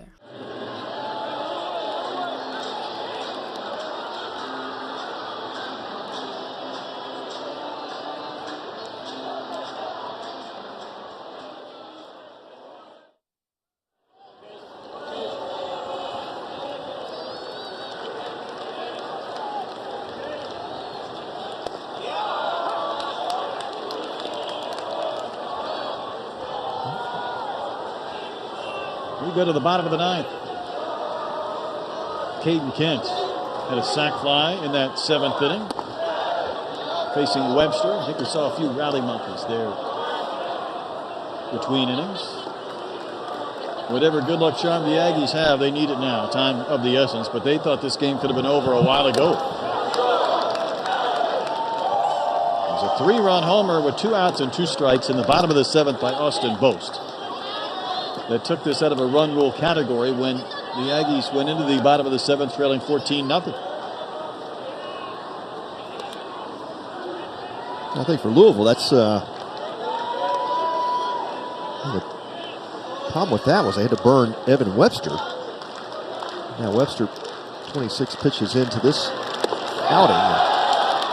That's the strikeout there, but let's say Webster ends up going 35, 40 pitches. Well, he's done for tomorrow more than likely, and you've had to burn another extra pitcher to get you to this point.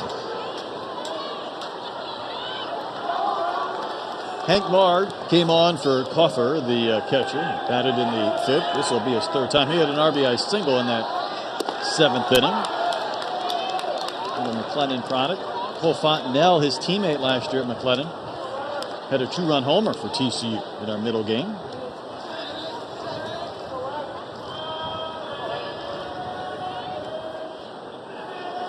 Webster's tried to restore some order. He gets a wild wave and a miss from Hank Bard. Yeah, he's done that. A good mix of fastballs, really down in the zone, and breaking balls, mixing a couple of changeups, really, and all 3 working.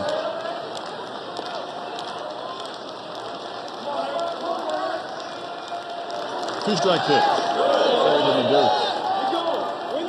Peyton's been in there throughout, still throwing his body on top of pitches. Hit a 14-5 game. You want your catcher to catch to the... That's just the way he plays it. Yeah, but not to the scoreboard. Just do the same thing every time out. It's fouled away to the left. He knows one speed.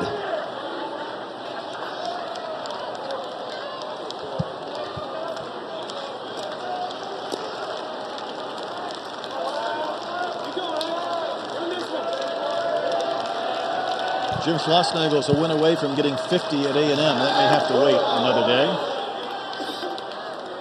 2 balls, 2 strikes, the count. So Louisville's going to go from the all-black uniforms. That's right. The New Zealand All Blacks, the great rugby team from down there. And we're going to go to the candy-striped red Astros uniforms tomorrow. They're Astros unis. And then on Sunday, and I don't know what these look like yet, but Coach Mack was awfully proud of those. And again, he threw this out for our consumption without us asking. They have their Muhammad Ali uniforms on Sunday. And of course, Ali was from Louisville. Yeah. I don't know what that looks like. I don't know how that translates, but I'm curious to see it. I am too. I haven't looked at their uniform combinations, but that's kind of the mystery at the moment. Tell you what, more thought's been put into theirs than anybody except Oregon. I mean, they have names, they have nicknames. Yeah. I mean, it used to be in your day, it was like, we wearing the whites or the grays. Well, we're home or on the road. Pretty much what we had. Yeah, we'd have maybe a special uniform day for like a retirement day or something like that. But yeah. And then this year, Major League Baseball eliminated the fourth uniform. Right? You can only wear 3 different combinations, I believe. It's ball 4 to Bard. Well, there's no shortage of alternate uniforms, and then you had, you'd wear the Star Wars one and a Star Wars night, and on down the line. There's a couple of old guys up in the booth. Yeah, well, look at this pillar, too, right in front of us. We're hanging out. We are. How many years have we been doing this together? I was trying to think. Has it been 6 or 7? I think I started doing Shriners games or College Classic games in 2013 as Case and Wells Bats, but you and I have been doing this for a lot. We've lost track. Yeah. It's been plenty. Most of the time it's been fun.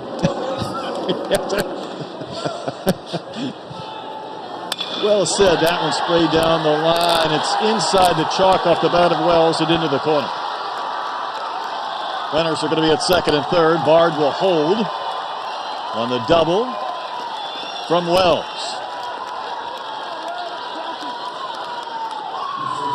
Well, some of these players that have been inserted into the lineup here have produced. These guys are trying to play for not only tonight, but tomorrow. Hey, coach, put me back in it there tomorrow. I'm giving you some hits here.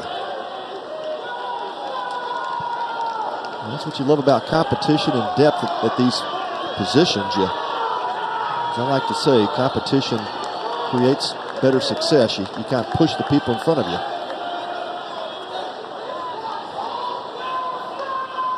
Jack Moss in there again. He won't be happy with that. Anderson in foul territory. Puts it away, 2 outs.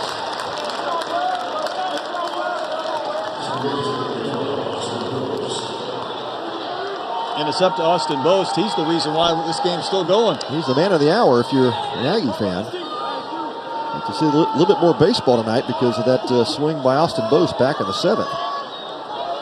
3-run homer to the Crawford boxes, a couple of rows deep. Good enough to turn a 14-2 game into a 14-5 contest where it has stayed since. But he bats with a couple of runners in scoring position, and the Aggies down to their final out in the bottom of the 9th inning. In or up? Good up, yeah.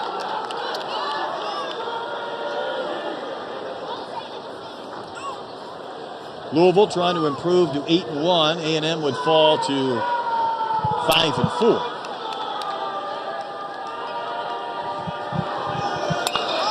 Did he get another one? This one a curve foul. Hit it high, but going to bend well out of play down the line.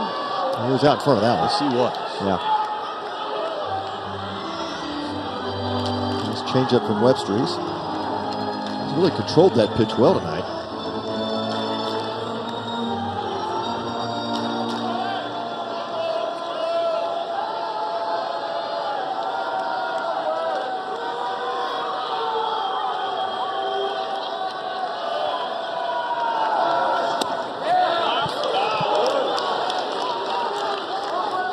On the count. Bose came into this game batting 172, Pat. He's got 14 runs batted in. I mean, that's making the most of hitting 172. That's efficient. Yeah. He's up to 182, but he has 14 runs batted in, and this is the 9th game. That's a pretty good ratio. It really goes back to when do you get your hits? Well, he's producing at a high level with runners in scoring position. That's what that tells you. Feels like Webster is running out of some gas here. He's just trying to get this game to the finish line. He's just pitching Bose really careful here. Yep. You got first base open, but you're not trying to walk Bose in that situation. Well, the bases are loaded for Lavalette. He struck out his last 3 times in. Walk back in the 2nd. That just means he's due. Well, lefty on lefty matchup. See what Webster can do. He'll typically go to that slider fastball combination. That is up there a long time for Benson. Loses his hat, makes the catch. That's the game. And the Cardinals win it 14-5.